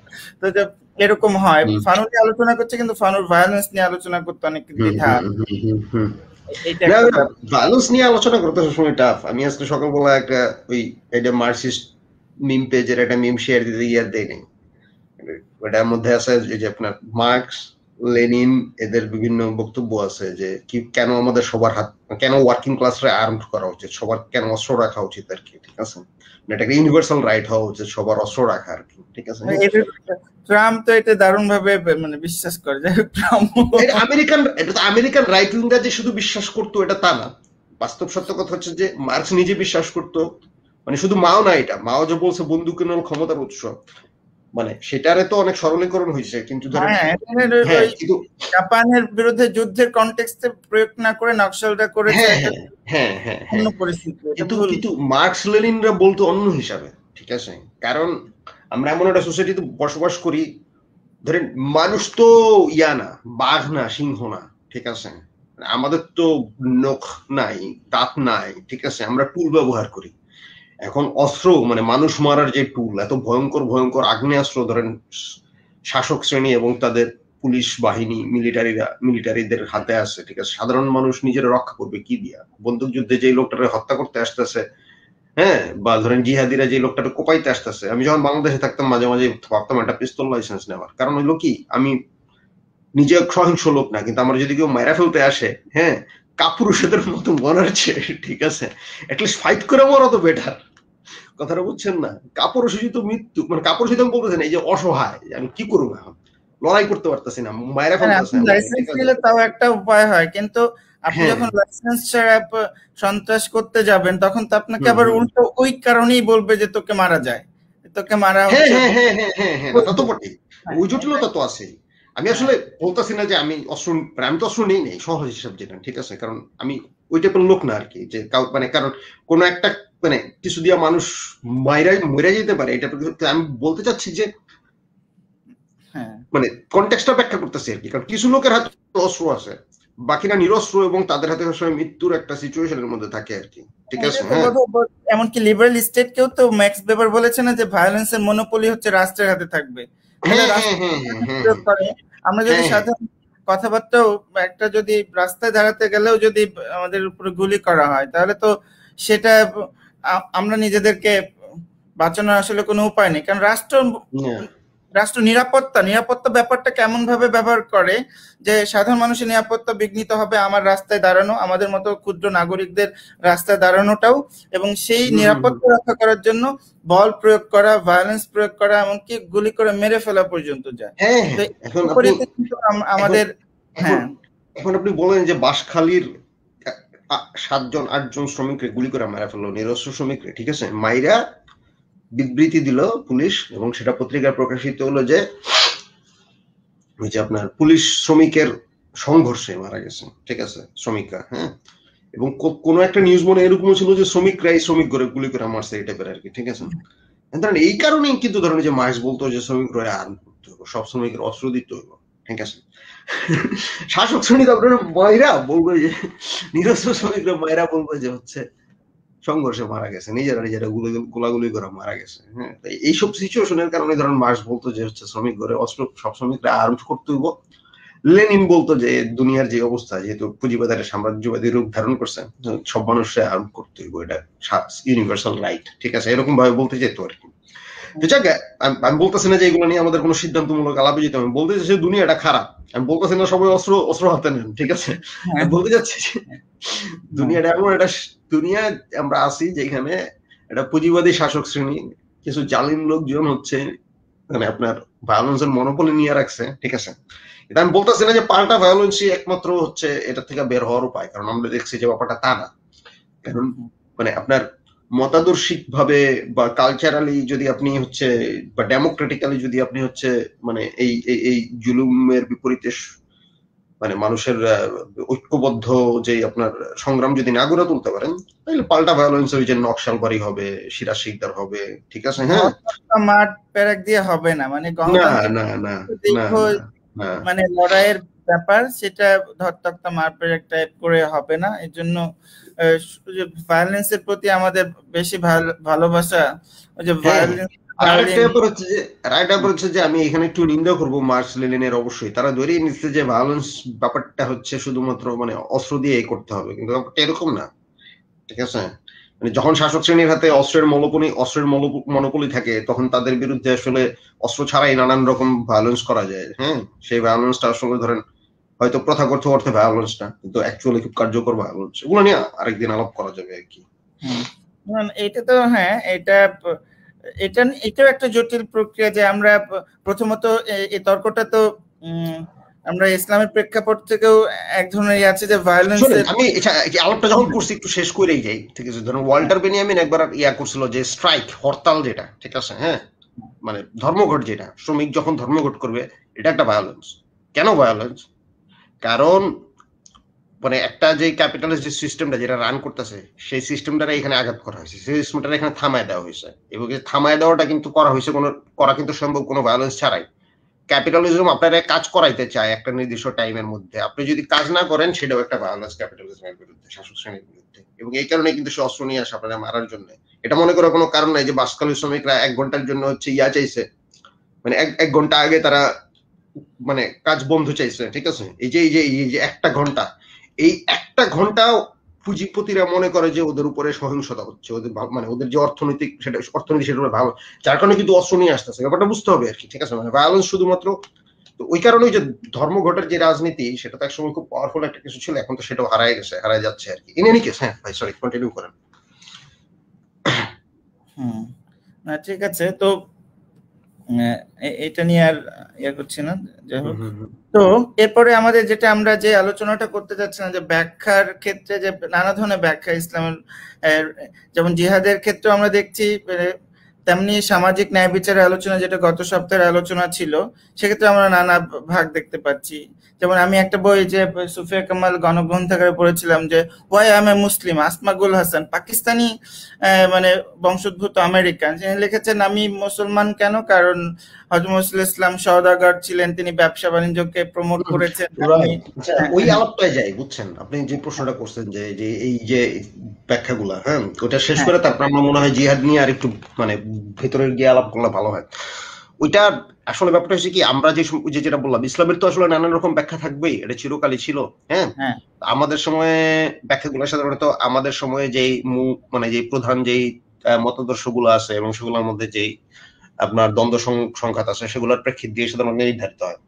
তো যারা বলে যে ইসলাম অরিজিনালি একটা ক্যাপিটালিস্ট ধর্ম, তাদের একটা যুক্তি ঠিক আছে যে মানে মুক্তবাজার অর্থনীতি বলতে যে ব্যাপারটা আমরা বুঝি, ঠিক আছে, এইটা আসলে ধরেন নবীর হাদিস থেকে প্রমাণিত হয় যে আসলে এটা মুসলমানদের মধ্যে শুরু হয়েছে আর কি। হ্যাঁ, এবং সেই হাদিস যদি সত্য হয়ে থাকে, সেই সত্য ধরেন বলতে হবে যে এটা আসলে মদিনা থেকেই শুরু হয়েছে মুক্তবাজার অর্থনীতি, ঠিক আছে। হ্যাঁ, কিন্তু মুক্তবাজার অর্থনীতি মানেই ক্যাপিটালিজম, এটা তো আবার একটা সরলীকরণ, ঠিক আছে। আমি যেটা হচ্ছে গত সপ্তাহে বা তার আগের সপ্তাহে আলোচনা করছিলাম যে মুসলমানরা যেই ধরনের অর্থ ব্যবস্থা কায়েম করছিল সেটা এক ধরনের মার্কেন্টাইল সিভিলাইজেশন, ঠিক আছে। হ্যাঁ, সেটা ক্যাপিটালিস্ট সিভিলাইজেশন না ওই অর্থে, ঠিক আছে। হ্যাঁ, হ্যাঁ, এটা ক্যাপিটালিস্ট হয়ে উঠছে। আপনি যদি ম্যাক্সওয়েল ফলো করেন, সেটা হচ্ছে প্রোটেস্ট্যান্ট মানে প্রোটেস্ট্যান্ট এথিক্স এবং প্রোটেস্ট্যান্ট যেই আপনার মানে যে আপনার ব্যবসা বাণিজ্য এবং মানে আপনার সম্পত্তি এবং পুঁজি কেন্দ্রিক যে ধারণা সেখান থেকে, ঠিক আছে। কিন্তু না, ওটা নিয়ে আবার আছে, ওটা আবার আপনি মার্ক্সবাদী জায়গা থেকে আলোচনা করলে একটু ইয়া হবে। অবশ্যই এটা নিয়ে আছে যে শেষে যে ওই বইটা শেষে যে ব্যাপারও বলেছেন যে আমি এটা ভাববাদী জায়গা থেকেও বলছি না, আবার আমি বস্তুবাদকে একেবারে খারিজ করে দিচ্ছি না। দুই ধরনের ব্যাখ্যাই দরকার আছে। তো মার্ক্স একভাবে বলবেন, বেবার আরেকভাবে বলবেন। যাই হোক, সেই আমার একটু হ্যাঁ, আমরাও কি তাহলে ক্রিশ্চিয়ানিটিকে বা মানে প্রোটেস্টানিজমকে একটা বিশেষ মানে খাঁচায় যে ধাতবাদী যে ব্যাখ্যাটা বলেন, আমরা সেইভাবে ব্যাখ্যায় চলে গেলাম কিনা সেটা নিয়ে না না না না আমি আসলে ঠিক সেটা বলতেছি না। সেটা হচ্ছে যে এটা পুরোপুরি ধাতবাদী বলা ঠিক না। ধরেন এটা আসলে একটা, আমি ব্যক্তিগতভাবে বলবো আমার এই ক্ষেত্রে ধরেন একেবারে মানে ব্যক্তিগত অভিজ্ঞতা থেকে হচ্ছে আমার এই ক্ষেত্রে হচ্ছে, কারণ আমি নিজে তো আসলে একটা প্রোটেস্ট্যান্ট সংখ্যাগরিষ্ঠ দেশে থাকি এখন, ঠিক আছে। হ্যাঁ, এবং এখানকার ইতিহাস এবং আর অনেক কিছু দেখার পাশাপাশি এখানকার মানুষের সাথে মেশা, ঠিক আছে। হ্যাঁ, হ্যাঁ, Protestant ethics is real. Even যখন তারা হচ্ছে আর তারা যখন তারা সেকুলার হয়ে গেছে, ধর্ম ত্যাগ করে ফেলছে, ঠিক আছে, কারণ সামাজিক রাষ্ট্রীয় ভাবে একটা এথিক্স তো এখানে চর্চা হয়, ঠিক আছে। হ্যাঁ, ওই এথিক্স চর্চা ছাড়া আপনি যদি মনে করেন যে একটা শক্তিশালী আপনার অর্থ ব্যবস্থা দাঁড়াবে, একটা ব্যবসা বাণিজ্য ব্যবসা বাণিজ্য বাংলাদেশে কি কারণে হচ্ছে দুর্বল এই কারণে হচ্ছে যে মানুষের মধ্যে তো ধরেন যে ব্যবসার এথিক্স সংক্রান্ত ইয়ে আছে, মানে বাংলাদেশে তো ব্যবসার এথিক্স ভালো না আর কি, ঠিক আছে। হ্যাঁ, ব্যাপারটা হলো যে আপনার মানে আপনি খেয়াল করবেন যে ক্যাপিটালিজমে যারা নেতৃত্ব দিছে, যে শহরগুলা যে জাতিগুলা, এরা প্রিডমিনেন্টলি ছিল প্রোটেস্ট্যান্ট এবং প্রোটেস্ট্যান্ট ধর্মতত্ত্বের জায়গা থেকে তারা হচ্ছে তাদের ব্যবসা বাণিজ্য এবং আপনার ক্যাপিটালিজম এবং নিজেদের সম্পদ রক্ষার আইডিওলজিটা তারা ডিফেন্ড করছে। এটা রিয়েল, কথাটা বুঝছেন। হ্যাঁ, আমি হ্যাঁ এটা বলবো যে হ্যাঁ কিছুটা ধাতবাদের তো আসলে সীমাবদ্ধতা থেকে যায় এর মধ্যে, কিন্তু মানে এটা যেন মনে রাখা দরকার যে এটা মনে করার কোনো দরকার নাই যে প্রোটেস্ট্যান্টিজম মানেই হচ্ছে ক্যাপিটালিজম, ঠিক আছে। হ্যাঁ, ম্যাক্স ওয়েবার কইছে যে ক্যাপিটালিজম হইল প্রোটেস্ট্যান্টিজমের একটা পরজীবী, ঠিক আছে। হ্যাঁ, আর ওয়াল্টার বেনিয়ামিন কইছে যে হচ্ছে প্রোটেস্ট্যান্টিজমের পরজীবী হইলেও এটা এখন আর প্রোটেস্ট্যান্টিজমের অংশ নয়, এটা বিচ্ছিন্ন হয়ে একটা আলাদা একটা ধর্ম হয়ে গেছে, ক্যাপিটালিজম একটা রিলিজিয়ন, ঠিক আছে। এখন এটা এখানে মানে বাস্তবতা তো ওইটাই। ধরেন আমি নিজে একজন বামপন্থী এবং একটু মার্কসিস্ট লোক, ঠিক আছে, মার্কসিস্ট ওয়াল্টার বেনিয়ামিন অনুসারী, কার্ল মার্কস ওয়াল্টার বেনিয়ামিনের অনুসারী লোক। তো আমি তো আসলে তাদের ব্যাপার মানে তাদের যে অ্যানালিসিস, আমি এই ক্ষেত্রে অবশ্য ম্যাক্স ওয়েবারের অ্যানালিসিস অনুসরণ করি, ঠিক আছে।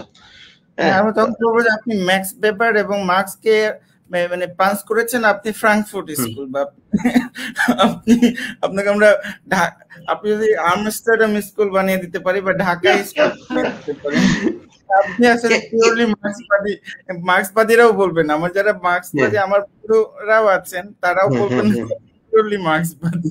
এখন তো এই আমলে ওই যে পুরাতন যে ধরেন আগের বিভিন্ন ক্যাটাগরি দিয়ে আসলে বুঝতে গেলে তো ঝামেলা, প্লাস আমরা যেহেতু বাংলাদেশি, হ্যাঁ, আমাদের তো ধরেন নিজেদের মতো একটা বাইরে ওঠা আছে, নিজেদের মতো বিভিন্ন থিওরির সাথে এঙ্গেজ করার ব্যাপার আছে। তো ইসলামের ক্ষেত্রে আমি যেটা বলবো যে আমি এটার সাথে একমত না যে ইসলাম একটা ক্যাপিটালিস্ট ধর্ম কখনো ছিল, ঠিক আছে, এক নম্বর। কারণ বেসিক্যালি সুদের সাথে হ্যাঁ হ্যাঁ ঠিক আছে। সুদের সাথে মানে এই ক্ষেত্রে মানে আমি আসলে পুরোপুরি দ্বিমত করবো। সুদের সাথে যে ধর্মের একটা এত বড় ধরনের দ্বন্দ্ব আছে, ঠিক আছে, হ্যাঁ, সেই ধর্ম তো ধরেন আসলে ক্যাপিটালিস্ট ধর্ম হইতে পারে না, ঠিক আছে। আপনি যদি মার্কস পড়েন, মার্কস কি মার্কস বলছে যে সুদ হচ্ছে one of the oldest like category of আপনার ক্যাপিটাল আর কি, ঠিক আছে, হ্যাঁ। আমার কি ক্যাটাগরি হিসেবে লিখছে তা আমার মনে নাই, আমি ভুলে গেছি, কিন্তু সুদরে আসলে সে পুরনো মানে ক্যাপিটালেরই হচ্ছে এক ধরনের পূর্ণ সংস্করণ হিসেবে সে ব্যাখ্যা করছে, ঠিক আছে। এখন ইসলাম যখন আসছে, বিশেষ করে আপনার আব্বাসী খেলাফতের এস্টাবলিশমেন্টের পরে একটা মোটামুটি আপনি যে ডেভিড গ্রেবারের বইটা যদি পড়েন, আরো বিভিন্ন বইপত্র আছে এগুলো, যে আপনার একটা মানে সুদহীন একটা অর্থ ব্যবস্থা কায়েম হয়েছে, সেটা তো ধরেন অনেকদিন ফাংশন করছে, সে ব্যবসা বাণিজ্য হয়েছে সেটা সুদ নির্ভর ব্যাংকিং ব্যবস্থা ছাড়াই, ঠিক আছে। সেটা তো আপনি ক্যাপিটালিজম বলতে পারেন না, ঠিক আছে, হ্যাঁ। হ্যাঁ, তো কারণ ওইখানে কোনো ক্যাপিটালটা রক্ষা করার জন্য কোনো আপনার ইয়া তৈরি হয়নি, মানে সেখানে শাসক শ্রেণী আছে, কিন্তু সেই শাসক শ্রেণীর কাজ আসলে ক্যাপিটালের রক্ষা ও তার বিকাশ না আর কি, ঠিক আছে, হ্যাঁ। তো ওই দিক থেকে ক্যাপিটালিজম অনেক মডার্ন একটা ফেনোমেনা এখন আমরা যেটার মধ্যে বসবাস করি। আর 2 নম্বরের উপর হচ্ছে ধরেন যদি আপনার ইসের ব্যাখ্যার কথা যদি বলি যে আপনার আবার ইসলামরা কমিউনিজমের সাথে মিলায় ফেলা, মানে মাওলানা ভাসানী ইসলামরা কমিউনিজমের সাথে মিলায় ফেলছে কিনা এটা আমি বলতে পারবো না। মানে তিনি আসলে একরকম ইসলামরে আলাদাও রাখছেন, আবার মার্ক্সবাদ থেকে তিনি অনেক অনেক অনেক মানে ইনফ্লুয়েন্স হয়েছেন। অবশ্যই তিনি পার্থক্য নিশ্চয়ই হ্যাঁ জানতেন। হ্যাঁ হ্যাঁ হ্যাঁ ধরেন হ্যাঁ ভূমি সংস্কারের ব্যাপারটা নিয়ে আমি যেহেতু আমার আলাদা একটা মানে ইন্টারেস্ট আছে, সেই জায়গা থেকে দেখেছি যে উনি বলেছেন যে এই যে সার্বভৌমত্বের, আল্লাহ সার্বভৌমত্বের যে তর্ক মানে মুসলিমদের মধ্যে আছে, যেমন ধরেন অনেকে এই কারণেই গণতন্ত্র জনগণের সার্বভৌমত্বের কথা স্বীকার করতে চায় না। আমি যে গোলাম আজমে লেখা পড়লাম সেখানে আল্লাহ সার্বভৌমত্বকে স্বীকার করে নি, একটু ছোট্ট পরিসরে মানুষের সার্বভৌমত্বকে স্বীকার করা হচ্ছে, কিন্তু এবং মনে হচ্ছে তারা পুরোপুরি দ্বন্দ্বটা মানুষের সার্বভৌমত্বের সাথে মানে গণতান্ত্রিক সমাজে যে অর্থে ব্যবহার করা হয় সেটার সাথে আল্লাহ সার্বভৌমত্বের দ্বন্দ্বটা তারা মীমাংসা করতে পারে নাই। কিন্তু আমি দেখলাম এটা অন্যভাবে মাওলানা ভাসানী মীমাংসা করেছেন। সেটা হচ্ছে এই যে যেহেতু আমরা বলছি মালিক হচ্ছে সমস্ত কিছুর আল্লাহ, মালিক মানে এটারই অনুবাদ করা হয় আমি দেখলাম যে সার্বভৌম হিসেবে বাংলায়। যেমন আমার মনে পড়ে, আমি এটা নিয়ে মাঝে মাঝে আমি আলোচনাও করি, তো সেটা হচ্ছে সূরা বাকারার 107 নম্বর আয়াতে আছে যে আমি আসমান ও জমিনের মালিক। তো এটাকে বাংলায় অনুবাদ করতে দেখলাম ইসলামিক ফাউন্ডেশন ও কোরআন শরীফে, সেটা হচ্ছে সার্বভৌম। তো আল্লাহ সার্বভৌমত্বের কথা। তো মাওলানা ভাসানী কিন্তু এটাকে বলছে যেহেতু মালিক আল্লাহ, তাহলে আমি ব্যক্তি হিসেবে মালিক দাবি করছি কিভাবে? সুতরাং জমি জমার মালিক আল্লাহ, সমস্ত কিছুর মানে যেটা মানুষের শ্রম ছাড়া বাকি সমস্ত কিছুর মালিক তো এখন তাহলে আল্লাহ হচ্ছে, তাহলে কোনো জমি জমার উপর মালিকানা থাকবে না, আল্লাহর নামে আমরা জাতীয়করণ করবো। এই ধরনের অনেক বক্তব্য আমরা না, এটা তো ধরেন ওই সময়ের যে আপনার ওয়ান অফ দ্য যে মেইন যে কমিউনিস্ট যে লক্ষ্য ছিল যে আপনার ব্যক্তি মালিকানার বিলোপ ঘটানো, ঠিক আছে, সেটার সাথে তো আপনার খুবই আপনার সমান্তরালে উনি এটা আনছেন আর কি। এবং এটা তো এখন ধরেন ইস্যু অনুসরণ মানে এটা তো ধরেন ফরাদ মাজারও আসলে বর্তমানে প্রচার করেন, ঠিক আছে, হ্যাঁ, রুবুবিয়াতের আইডিয়া হিসাবে, ঠিক আছে। কিন্তু আমি ব্যক্তিগতভাবে আসলে ধরেন রুবুবিয়াতের আইডিয়া নিয়ে বেসিক্যালি আপনার এটারে আমি শুধুমাত্র ওইখানে সংকুচিত মানে ওই ব্যাপারটা দিয়ে আমি বুঝি না, এক নম্বর জিনিস। আর আরেকটা ব্যাপার ওটা দিয়ে বুঝতে গেলে ঝামেলা যেটা হচ্ছে যে ধরেন আপনার সেখানে হচ্ছে আপনার ওই যে ওই প্রপার্টি রিলেশনের যে ব্যাপারটা আর কি, যেটা ক্যাপিটালিস্ট সিস্টেমে যেটা আমরা বলি আর কি, ধরেন আপনার প্রাইভেট প্রপার্টি, ঠিক আছে, হ্যাঁ, প্রাইভেট প্রপার্টি আর public property, sorry, private property আর পার্সোনাল প্রপার্টির মধ্যে তো পার্থক্য আছে, হ্যাঁ। তো যে বাংলাদেশের ধরেন এই যে জমির ক্ষেত্রে মানে আপনার মাওলানা ভাসানী একটা স্পেসিফিক কনটেক্সটে উনি আলাপটা করতেছিলেন, যে সময় এখানে নতুন রাষ্ট্র গঠন হচ্ছে, ঠিক আছে, হ্যাঁ, ধরেন ইন্ডিয়া পাকিস্তান রাষ্ট্র গঠন হচ্ছে। উনি তো ধরেন ওই যে মানে আসামে অনাবাদী জমি আবাদ করার মানে ইসে মুভমেন্টে নেতৃত্ব দিচ্ছেন, ঠিক আছে, হ্যাঁ। তার যেই ভক্তরা ছিল তারা হচ্ছে মানে তার মানে পীর হিসেবে তার যে অনুসারী ছিল তারা তো ওই যে অনাবাদি জমি আবাদ করার মুভমেন্টে নেতৃত্ব দিচ্ছে। তো দেখা গেছে যে ওই সময়টা যেটা হয়েছে যে মানে এগুলো তো ওনার পার্সোনাল অভিজ্ঞতা, পার্সোনাল রাজনীতির অভিজ্ঞতা। নতুন রাষ্ট্র গঠন হয়েছে ভারত বাংলাদেশ, ঠিক আছে, হয়েছে ভারত পাকিস্তান, ঠিক আছে, ওনার আসাম থেকে চলে আসতে হয়েছে। সেইখানে আসামে তো ধরেন যে আপনার বাঙালিদের বিরুদ্ধে এক ধরনের বর্ণবাদী এবং ধরেন ইয়া হয়েছে, আপনার নির্যাতন হয়েছে, সেগুলোর সময় সেগুলোর বিরুদ্ধে। হ্যাঁ হ্যাঁ হ্যাঁ, এইগুলো আপনার বুঝতে হবে এই জায়গা থেকে যে আপনার রাষ্ট্র ওই সময় একরকম হচ্ছে রাষ্ট্র কায়েম হচ্ছে, আধুনিক রাষ্ট্র কায়েম হচ্ছে, এবং সেই আধুনিক রাষ্ট্র কায়েম, আধুনিক জাতিবাদী রাষ্ট্র কায়েম হচ্ছে।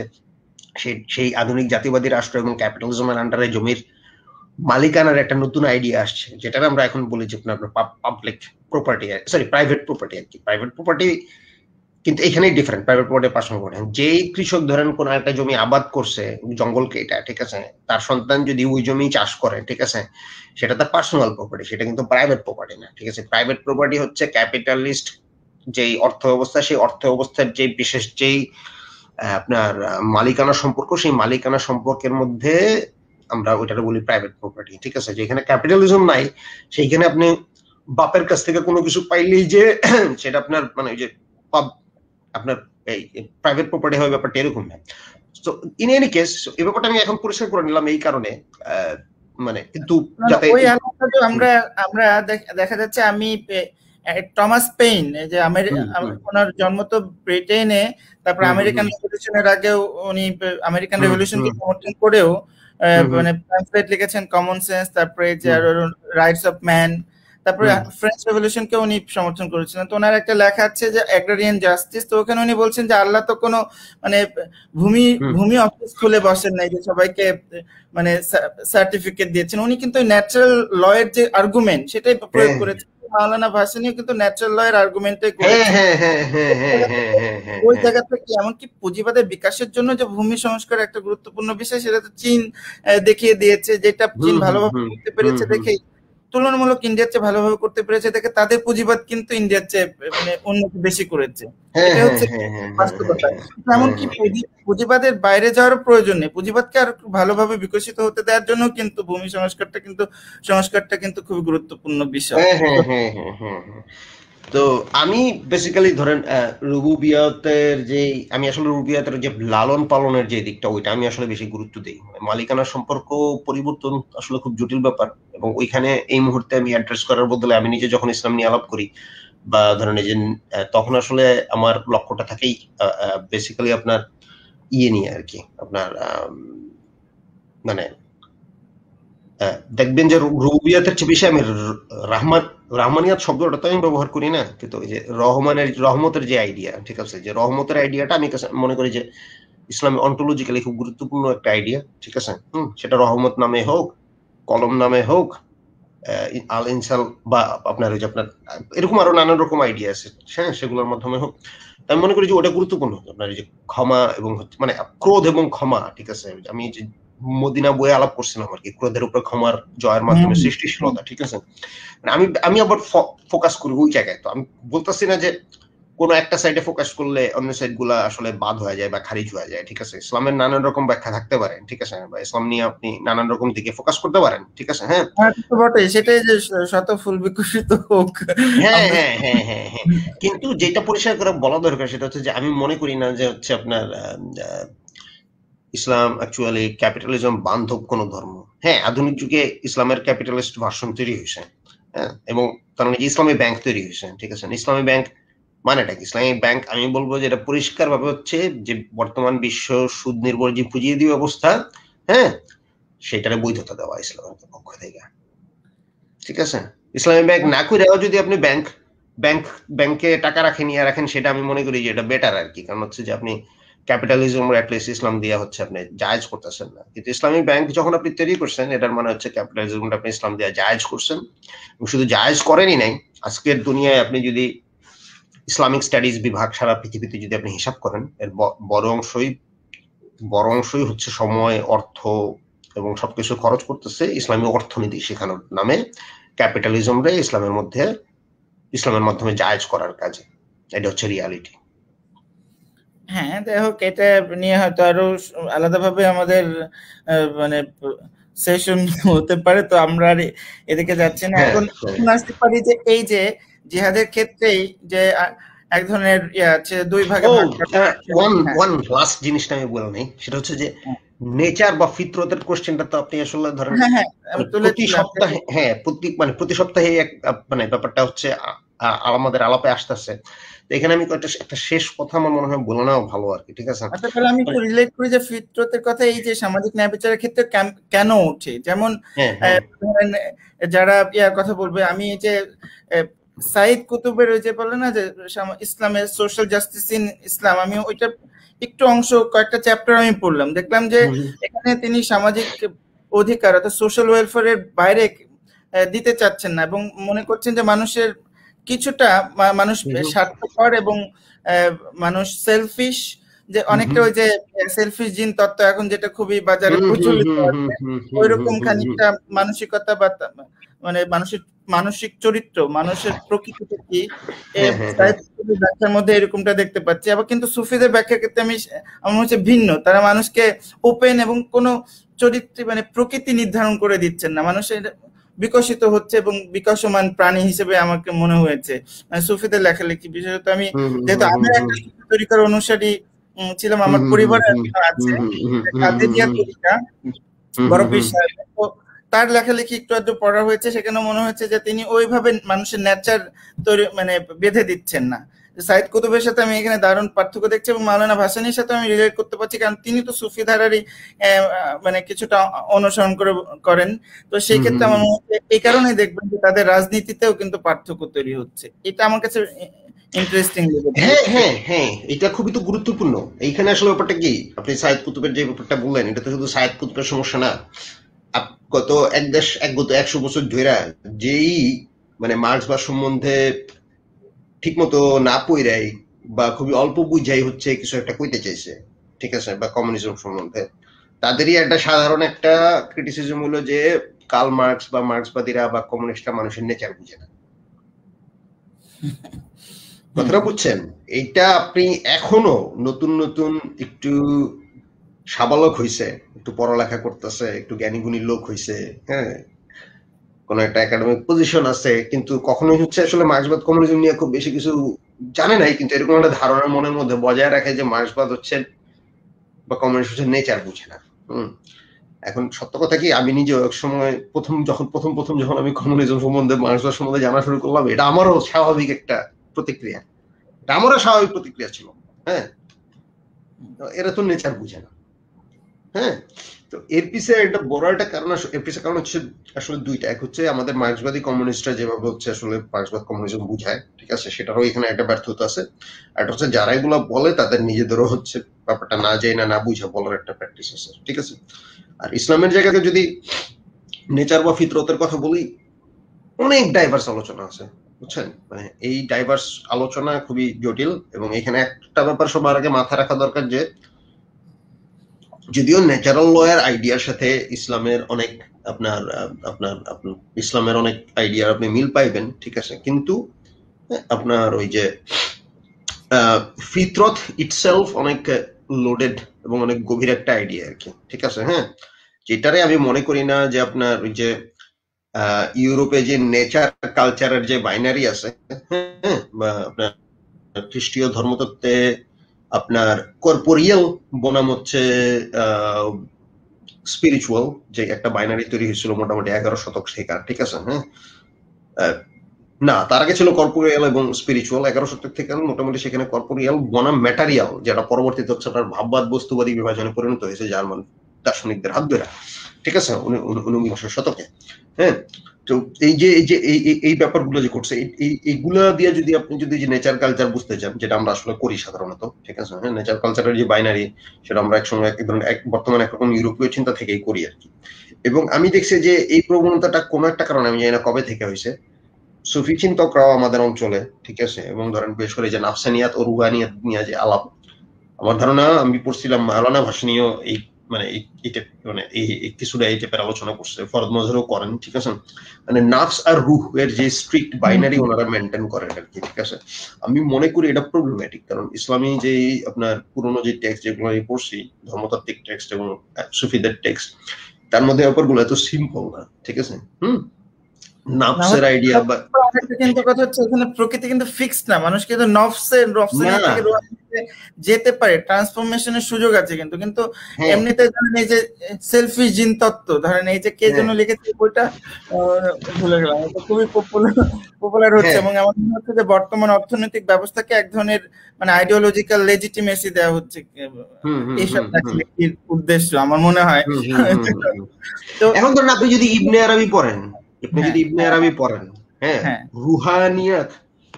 রুহানিয়াত কিন্তু একটা সময় শব্দটা প্রাচীন আগে ইউজ হতো আসলে ভাইটাল এজেন্সির লোকালাইজেশন বুঝাইতে, ঠিক আছে? হ্যাঁ, মানে এগুলো নিয়ে আসলে বিস্তারিত লিখতে হবে। বাংলাদেশে আসলে রুহানিয়াত শব্দটা তো অনেকভাবে আলোচিত হয়। এটা ফুকো যেভাবে স্পিরিচুয়ালিটি কথাটা বলছে সেভাবে মানে সেটার অনুবাদ হিসেবে মানে এক ব্যবহার করি আমরা, সেটা কোনো সমস্যা নাই, এভাবে ব্যবহার করা ঠিক আছে, আমি প্রবলেম দেখি না, ঠিক আছে? হ্যাঁ, তো সেই সাথে আলাপটা আসা দরকার যে ডিটেইলে আসলে ধরেন রুহ বলতে বা রুহানিয়াত বলতে আসলে ইসলামী ঐতিহ্যে যে আলাপগুলো ছিল সেই আলাপগুলো আসলে কেমন ছিল, এবং সেটা করে আপনি এবারে যে আধুনিক যুগে স্পিরিচুয়ালিটির যে আইডিয়াটা দাঁড়াইছে। আমারও পড়াশোনা প্রাথমিক পর্যায়ে আমি অনেক কিছু পড়তে হবে, আমি জানি, আলাপ জাস্ট তুলছি যে এই ধরনের মানে আলোচনা আমাদের দরকার আছে। হ্যাঁ, আমি জাস্ট বলতেছি যে স্পিরিচুয়ালিটি কিন্তু একটা মডার্ন আইডিয়া, এটাও মাথায় রাখতে হবে।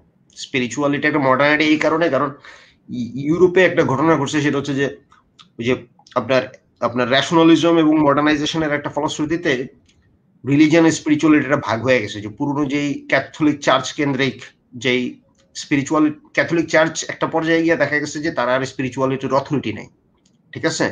তারা স্ট্রিক্টলি কিছু এথিক্স এবং লিগাল পজিশনের অথরিটি, ঠিক আছে? তো যার কারণে এর বাইরে স্পিরিচুয়াল বিভিন্ন গ্রুপ আবির্ভূত হয়েছে, সেখান থেকে কিন্তু এই যে রিলিজিয়াস ভার্সেস স্পিরিচুয়ালের যে ভাগটা, ঠিক আছে? হ্যাঁ, কিন্তু ইসলামে ধরেন এবং আগে প্রাচীন ইব্রাহিমী ধর্মীয় ঐতিহ্যেই মানে রুহানিয়াত এগুলার আবার একটা আলাদা একটা আপনার ডিটেইল মানে একটা আপনার ইয়ে আছে আর কি, সিলসিলা আছে আর কি। তো ওইটা আলাদা করে আলোচনার দরকার আছে, সেটা আপাতত না যাই। মুখ্য কথা যেটা আমি বলতে চাচ্ছি যে ফিতরতের আইডিয়া অনেক জটিল, ঠিক আছে? কিন্তু ফিতরতের আইডিয়ার একটা বেসিক একটা ব্যাপার হচ্ছে যেটা মনে করা যে মানে মানুষের একটা অরিজিনাল একটা তো ক্যারেক্টার আছে, একটা চরিত্র আছে, যে অরিজিনাল চরিত্রে আসলে আল্লাহ তারে বানাইছে, বা যে অরিজিনাল চরিত্রে এই দুনিয়ায় তার আগমন ঘটছে, ঠিক আছে? হ্যাঁ, যেটা ওই যে আমি কালকা না পরশুই জানি ওই যে লিখতেছিলাম যে শিশুদের, পরশু মনে হয় মার্কসের জন্মদিন পরশু, হ্যাঁ, মানে যে শিশু এখন ওই ফিতরতের যে আইডিয়া, মানে আমি দেখাইতেছিলাম যে আপনি হাদিসেও পাইবেন যে শিশুদেরকে বলা হচ্ছে যে সবচেয়ে আপনার শিশুদের মানে শিশুরা তাদের আপন ফিতরতে থাকে আর কি, যার কারণে শিশুরা মারা গেলে বেহেশতে যাবে। হ্যাঁ, এখন শিশুদেরকে কেন্দ্র করে ফিতরতের এই আইডিয়া, হ্যাঁ, নিষ্পাপ হয়ে জন্মগ্রহণ করে, এবং এই জায়গায় বোধহয় ক্রিশ্চিয়ানিটির জায়গা থেকে ইসলামের একটা বিরাট পার্থক্য অরিজিনাল সিনের জায়গা থেকে, যে মানুষ পাপী হয়ে জন্মগ্রহণ করে না এবং তার জন্য স্যালভেশনেরও দরকার নেই কিন্তু, এবং সেই জন্য স্যালভেশনের জন্য ঈশ্বরের পুত্রকেও পাঠানোর দরকার হয় না। এই যে ন্যারেটিভটা কিন্তু এখানে দারুণ ভাবে ইন্টারেস্টিং, কিন্তু এটা এইভাবে আমি কোনো চিন্তা করি নাই শিশুদের ব্যাপারটা। কিন্তু আরো একটা ইন্টারেস্টিং ব্যাপার কি জানো, খ্রিস্টান ধর্মে কিন্তু ইয়ে আছে যে শিশুদেরকে কিন্তু আপনার ঈসারে কিন্তু শিশুর রূপকে উপস্থাপনের একটা প্রবণতা আছে, ঠিক আছে? ঈসা কখনো কখনো তার অনুসারীদের কাছে শিশু রূপে ইসলামে তো আছে যে তিনি একদম বাচ্চা বয়সে কথা বলতে শুরু করেছেন। হ্যাঁ, বাচ্চা বয়সে কথা বলতেন।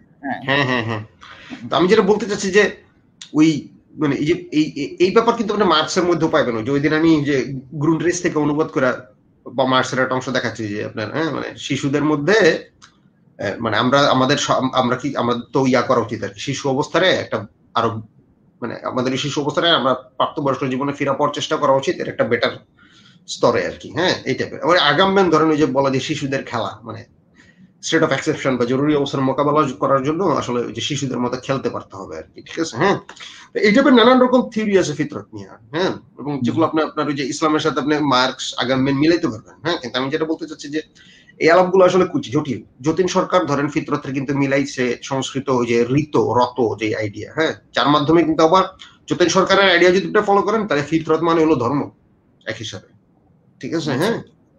হ্যাঁ, মানুষের ধর্ম, মানুষের এক ধরনের যে এটাকে আমরা ওই যে ন্যাচারাল ল এর সাথে মিলাইতে পারি তখন।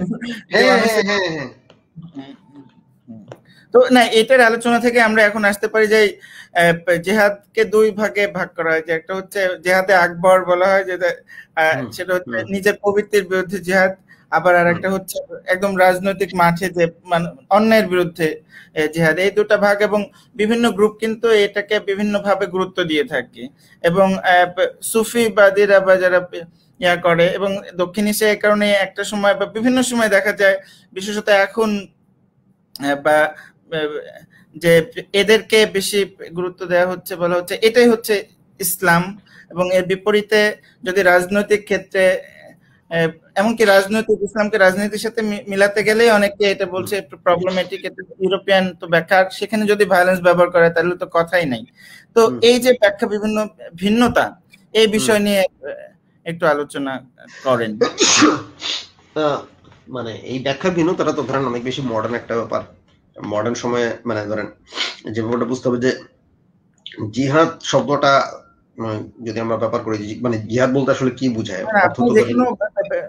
কথা বললে আপনি নিশ্চয়ই মডার্ন, আমরা তো মডার্ন সময় দাঁড়িয়ে আমি ওই জায়গায় আসবো। যেহেতু সিলসিলা লিখেছেন, আপনার কাজ হচ্ছে সিলসিলাটা ধরিয়ে দেওয়া। আমি সিলসিলাটা একটু ধরাই দিই। সিলসিলাটা যে আসলে আমি খুবই মানে পরিভাষাটা কেন্দ্র করে যে আমি অনেক বেশি লিখছি তা না, কিন্তু কারণ ওটা আসলে করা অনেক কারণে জরুরি না। কারণ হচ্ছে যে ধরেন কোরআনে জিহাদ শব্দটার যে অরিজিনাল মিনিং আছে, সেই অরিজিনাল মিনিংটা ধরেন সংগ্রাম, এবং সেই সংগ্রাম কিন্তু শুধুমাত্র মানে আপনার ওই ধর্মের পক্ষে, আপনি মানে আপনার নিজের ধর্মের পক্ষে যে আপনি সংগ্রাম করতেছেন ব্যাপারটা শুধু সেই অর্থেই না। জিহাদ কিন্তু ধরেন ইয়াও আপনার কোরআনে আপনি এমন আয়াত পাইবেন যেখানে হচ্ছে যে আপনার ওই যে আর্লি মুমিনদেরকে যখন তাদের পিতামাতারা জোর করে কনভার্ট করার চেষ্টা করতেছে, মানে যে কনভার্ট করার যে সংগ্রাম, যে তোমরা মুসলমান থাইকো না বা মুমিন থাইকো না, আমাদের পুরনো ধর্মে ফেরত আসো, ঠিক আছে, বা নতুন ধর্মটা গ্রহণ করো না, এই যে চাপাচাপি করা, প্রেসার দেওয়া, হ্যাঁ, এটাও কিন্তু একটা জিহাদ কোরআনে, ঠিক আছে। তো ওই হিসাবে ধরেন যে মুসলমানদের যে ক্রুসেড, ওই ক্রুসেডও একটা জিহাদ, ঠিক আছে। কারণ এটা হইলো কোরআন যখন নাজিল হয়েছে নবীর আমলে, জিহাদ শব্দটা বেসিক্যালি সংগ্রাম শব্দটার একটা প্রতিশব্দ, ঠিক আছে, হ্যাঁ। কিন্তু যেহেতু ধরেন জিহাদ শব্দটা সেইখানে, আবার জিহাদ শব্দটা সেইখানে শুধুমাত্র অস্ত্র হাতে ওয়ারফেয়ার হিসেবেও নাই কোরআনে, ঠিক আছে। ইসলামের পক্ষে আপনি যেই সংগ্রাম করতেছেন সেটাই জিহাদ, ঠিক আছে। এবং এটার পক্ষে আপনি আবার অনেক হাদিসও পাইবেন, ঠিক আছে, হ্যাঁ। এমন হাদিস আছে যে মানে নবী কইতাছে যে মানে মুমিন নারীদের জন্য হজ করতে যাওয়াই সবচেয়ে বড় জিহাদ, ঠিক আছে। বেসিক্যালি যেই টাইমের আলাপে করতেছে, যেই সময় আলাপ করতেছে, ওই সময় কিন্তু আসলে ধরেন যে হজ করাটা শুধু মুমিন নারীদের জন্য না, একরকম মুসলমানদের জন্য জিহাদি। কারণ ওই যে আপনার একবার হজ করতে গেল না নিরস্ত্র হবে, ঠিক আছে, পরে হজ করতে পারলো না, হুদাইবিয়ার চুক্তি হইলো, ঠিক আছে, হ্যাঁ। এগুলো কি জিহাদ না? এগুলো এমনকি আমরা যদি প্রযুক্তির দিকেও বলি, এখন তো যাওয়া কত সহজ। আগে যেমন মরক্কো থেকে ইবনে বতুতার নাম আমরা কেন স্মরণ করি, বা মার্কোদের মধ্যে, যে ওই মরক্কো থেকে তিনি হজ টজ করে তো তারপরে সারা দুনিয়া ঘুরে বেড়ালেন। এই যে জিহাদ ওই সময় ধরেন এটা মোটামুটি পরিষ্কার যে ইসলামের শুরুর দিকে অ্যাজ এ টার্ম হিসেবে জিহাদ শব্দটা আপনার তৎকালীন মুসলমানদের যে যুদ্ধ বা ওয়ারফেয়ার, ঠিক আছে, হ্যাঁ, সেইটার মানে মূল টার্ম হিসেবে ছিল না, ঠিক আছে, হ্যাঁ। এবং এই কারণেই কিন্তু আপনি এখনো পাইবেন যে ওই যে জিহাদিরা যারা নিজেদের জিহাদি বলে খুন খারাপি করে, ওরা কিন্তু জিহাদ শব্দটার চেয়ে বেসিক্যালি কিতাল আইডিয়াটা ব্যবহার করে বেশি।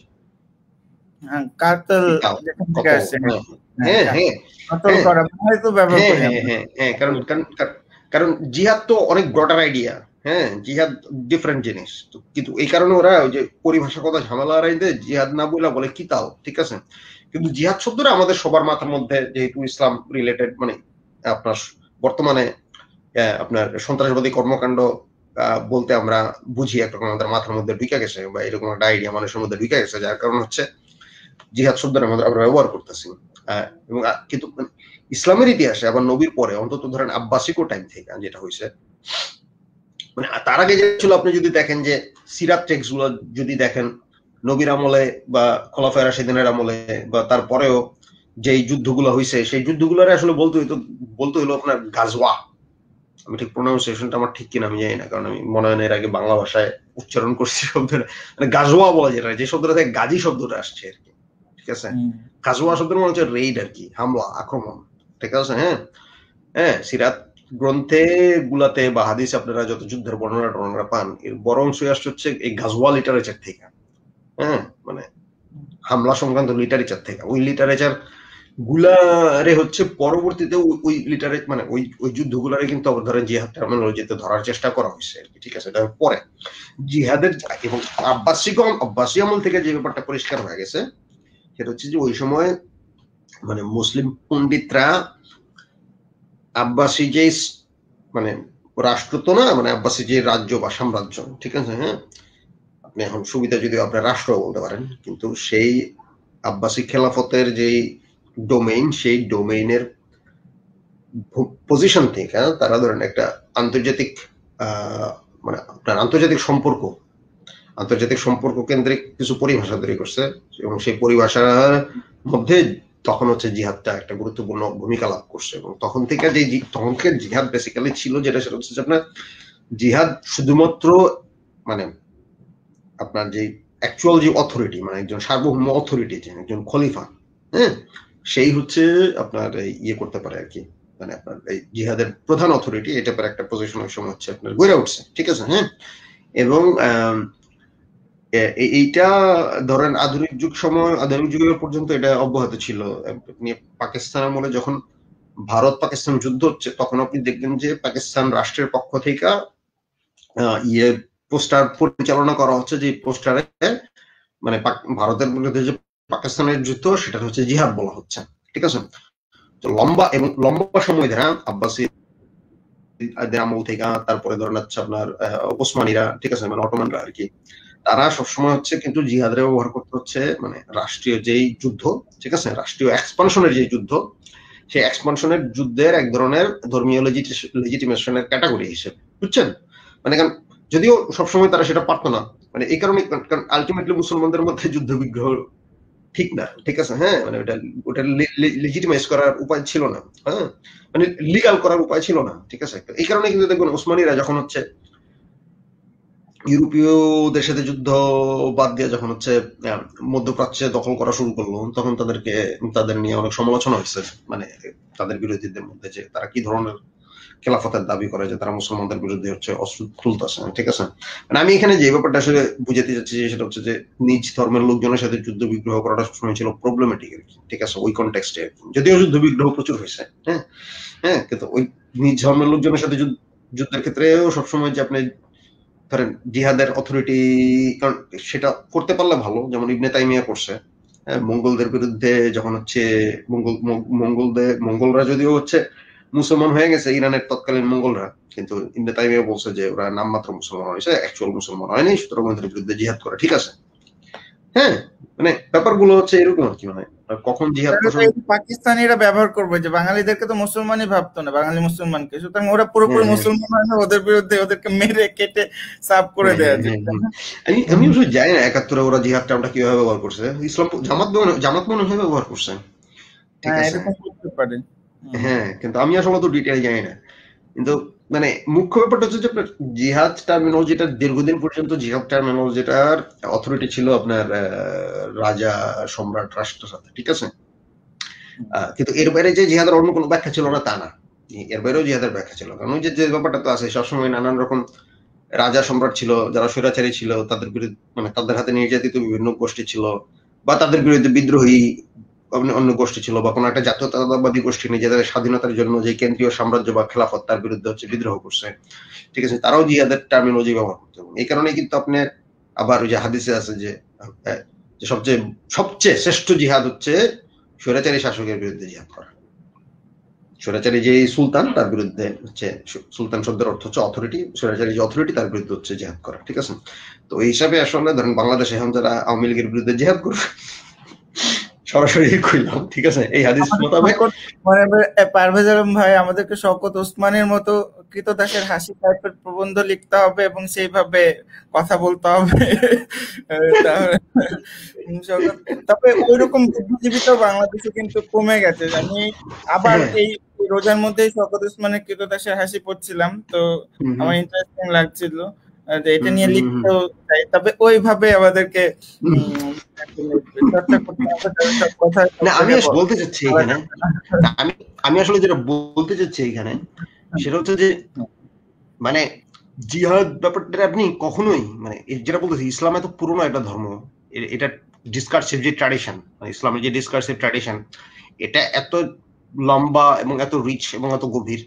সেখানে আপনি বিভিন্ন ক্ষমতা সম্পর্কের লড়াই আপনি সেখানে পাইবেন। সেখানে আপনি শাসক শ্রেণীর পক্ষে জিহাদের ব্যাখ্যা পাইবেন, সেখানে আপনি মুসলিম এবং বিদ্রোহীদের পজিশন থেকে জিহাদের ব্যাখ্যা পাইবেন, সেইখানে আপনি একেবারে ব্যক্তির পার্সোনাল জীবনে নিজের যে নফসের যে আত্মার যে ফ্র্যাগমেন্টেড যে সিচুয়েশন, সেই ফ্র্যাগমেন্টেড সিচুয়েশনের মধ্যে থেকে একটা ইন্ডিভিজুয়াল, একটা ইন্ডিভিজুয়াল একটা কর্তা সত্তা হিসেবে বা আপন এজেন্সি বলা একজন খলিফা হয়ে ওঠার পথে যেই সংগ্রাম আপনার নিজের সাথে নিজের, ঠিক আছে, এবং নিজের সাথে নিজের এই সংগ্রামের সাথে আবার আপনার মানুষের সম্পর্ক কেন্দ্রিক যেই জটিলতা এবং সংগ্রামগুলো, দ্বন্দ্বগুলো, সেগুলো এই কারণে সেটাও কিন্তু জিহাদে আকবর, যেটা আপনি তখন বললেন আর কি, ঠিক আছে। সেটারও আবার কেউ বলতেছে বড় জিহাদ, সর্বশ্রেষ্ঠ জিহাদ। এটা ডিপেন্ড করতেছে হচ্ছে যে কে কোন সময় কি কারণে কিভাবে ব্যাপারটা ব্যাখ্যা করছে। আমি যে দেখছিলাম, আমি হিজবুত তাওহীদের যে কি খান পন্নী যেন একজন লেখা আছে, ওনার একটা বই পড়ি নাই পুরোটা, কিন্তু আমি দেখলাম যে ওনার একটা চ্যাপ্টার আছে, চ্যাপ্টারটা আমি দেখলাম যে উনি জিহাদে আকবর নামে যেটাকে মানে আমরা বলছি সেটাকে সমালোচনা করছেন, কারণ তিনি এখন পলিটিক্যাল ফিল্ডে নামতে চান এবং সেখানে জিহাদ করতে চান। তো এই কারণে এটাকে আবার আক্রমণ করা হচ্ছে, নানা ধরনের মানে বয়ান আছে। না আবার ধরেন আপনি যখন যে আমি আর একটা আবার ব্যাখ্যা দিই, আবার অন্য একটা জায়গা থেকে, এটা খুব প্রচলিত না, এটা হচ্ছে যে ধরেন আপনি ইবনে রুশদ তার বিদায়াত আল মুস্তাহিন কিতাবে তার জিহাদের উপরে তো একটা চ্যাপ্টার আছে। তো এই চ্যাপ্টারটা আপনি ইংরেজিতে অনুবাদ পাবেন, ইংরেজিতে এই চ্যাপ্টারটা অনুবাদ করছে। আমি দেখছি ইবনে রুশদের একটা নিয়ে আমি তো প্রায় একটা বই গত 2 বছর আগে আমি নামিয়েছিলাম, আমার এখনো পড়া হয় না। না এটা এই যে বিদায়াত আল মুস্তাহিদের যে আপনি ইউনিভার্সিটি অফ আমস্টারডামের একজন সাবেক শিক্ষক আছে, তিনি অনুবাদ করেন, আপনার আমি পাঠানো নেই। তো এইখানে হচ্ছে সেইখানে আপনি দেখবেন যে কি করছে সেটা হচ্ছে আপনার মানে একটা খুব গুরুত্বপূর্ণ একটা আলাপ, যে মানে দেখলাম আপনি যে ইবনে রুশদ যে কাজটা করছে, যে আপনার ইখতিলাফি মানে আপনার বিদায়াত আল মুস্তাহিদ হচ্ছে আপনার একটা ইখতিলাফি জনরার বই আর কি, মানে যেটার মধ্যে বিভিন্ন মত একসাথে সংকলিত করা হয়েছে। আপনি এক পক্ষের মত পাচ্ছেন না, বিভিন্ন পক্ষের মত পাচ্ছেন। সেই সংকলনের মধ্যে আপনি দেখবেন যে যে ব্যাপারটা চলে আসে, জিহাদে আসলে করতে পারে কোন অথরিটি পারে, বা অথরিটি না থাকলে কেউ, দেখবেন যে আপনি বিভিন্ন রকম মত, একমত আরেক মতে খারিজ করে দিচ্ছে। আবার ইবনে রুশদের মানে এটা একটা মজার জিনিস, সে বারবার বলতেছে যে মানে জেনারেল রুল আর এক্সেপশনাল রুল, মানে এটা কিন্তু ধরেন শরীয়তের কেন্দ্রীয় বিষয় ফিকহ শাস্ত্রের, যে কোনটা জেনারেল আর কোনটা আপনার এক্সেপশনাল, ঠিক আছে। এখন এই জেনারেল আর এক্সেপশনাল যে ব্যাপার, আপনি দেখবেন যে ইবনে রুশদ দেখাচ্ছে যে এগুলো ভাঙা যাচ্ছে একরকম, ঠিক আছে। কারণ হচ্ছে ওই যে জেনারেল রুলের হিসাবে দেখা যাচ্ছে খোদ নবী হচ্ছে জেনারেল রুল মানে নাই, এরকম মনে হয় আপনার। কোরআনের সাথে নবীর জীবনের মিল নাই, নবীর জীবনের সাথে হাদিসের মানে নবীর এক কাজের সাথে আরেক কাজের মিল নাই, ঠিক আছে। এটা কিন্তু ধরেন দেখা, এখানে কিন্তু আসলে ইবনে রুশদ কিন্তু বলতেছে না যে ব্যাপারটা আসলে এরকম সবই, মানে সবই সে আসলে বলতেছে this is how we have this things, this information and everything. এবং এখানে চলে আসতে ধরেন বিধর্মীদের আমান দেওয়ার যে ব্যাপারটা, ঠিক আছে, বা আপনার শত্রুপক্ষ, বিধর্মী মানে যে শত্রুপক্ষ তা না, দারুল হার্ব যারা, মানে যাদের সাথে আপনার যুদ্ধের সম্পর্ক আছে, ঠিক আছে। বিধর্মীদের সাথে আপনার শান্তির সম্পর্কে থাকতে পারেন, ঠিক আছে, কিন্তু যাদের সাথে আপনার যুদ্ধের সম্পর্কে আছেন, সেই যুদ্ধের সম্পর্কে যখন আপনি আসেন, তখন আসলে সেইখানে কাউরে শান্তি বা আমান বা জিম্মা বা আশ্রয় দেওয়ার উপায় কি, নিরাপত্তা দেওয়ার উপায় কি, সেটা নিয়ে তর্ক দেখেন। তর্কের মধ্যে কিন্তু এক পক্ষ বলতেছে যে পুরুষই খালি দিতে পারবো, নারী দিতে পারবে না, ঠিক আছে। আরেক পক্ষ বলতেছে যে না, পুরুষ এবং নারী দুই পক্ষই দিতে পারবো। আবার আরেক পক্ষ বলতেছে যে দুইজন, মানে যে এই ক্ষেত্রে ওই নিয়ম, যে দুইজন নারীর ক্ষমতা একজন পুরুষের সমান, এই টাইপের, ঠিক আছে। এখন ধরেন ইবনে রুশদ কোন কথা এখানে যেটা বলতেছে, ইবনে রুশদ খুব স্পষ্ট ভাষায় একটা জায়গায়, যে দেখা গেছে যে যারা সাধারণত নারী আর পুরুষের সমান মনে করে, সমান মনে করে না, তাদেরকে ধরেন নারীদেরকে পুরুষের সমান মনে করে না, তারাই হচ্ছে এই মত দিতে চাইছে যে পুরুষে আমান দিতে পারবে কিন্তু নারী পারবে না। কিন্তু আবার যারা হচ্ছে সমান মনে করে তারা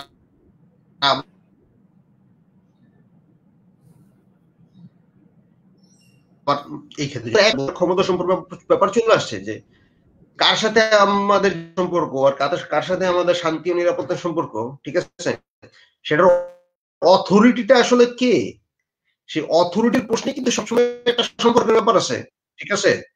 ওই কারণে বলতেছি যে পুরুষের জিহাদ ব্যাখ্যা, নারীর জিহাদ ব্যাখ্যা, রাজার জিহাদ ব্যাখ্যা আর বিদ্রোহীর জিহাদ ব্যাখ্যা, এর মধ্যে অটোমেটিক্যালি নানান রকম হচ্ছে ভিন্ন মত এবং সংঘর্ষ দ্বন্দ্বগুলো চলে আসবে, ঠিক আছে। কারণ ক্ষমতা সম্পর্ক মানে আপনার ধর্ম ব্যাখ্যার যে অথরিটির প্রসঙ্গ সেটাই চলে আসে। ধর্ম ব্যাখ্যার অথরিটি যতক্ষণ পর্যন্ত পুরুষদের হাতে ততক্ষণ পর্যন্ত সেখানে তো আপনি ইয়া পাইবেন না, মানে আপনার ওই যে নারীর অথরিটি, নারীর ব্যাখ্যা সেটা আপনি পাইবেন না। ধর্ম ব্যাখ্যার অথরিটি যতক্ষণ পর্যন্ত রাজার হাতে, শাসকের হাতে, ততক্ষণ পর্যন্ত তো আপনি বিদ্রোহীর প্রসঙ্গটা না। এখন হেফাজতে ইসলাম আওয়ামী লীগরে হচ্ছে সবকিছুতে, বর্তমান সরকারে হচ্ছে, তারা বারবার বলতেছে 200 বছর ক্ষমতায় থাকুক, 200 বছর ক্ষমতায় থাকুক।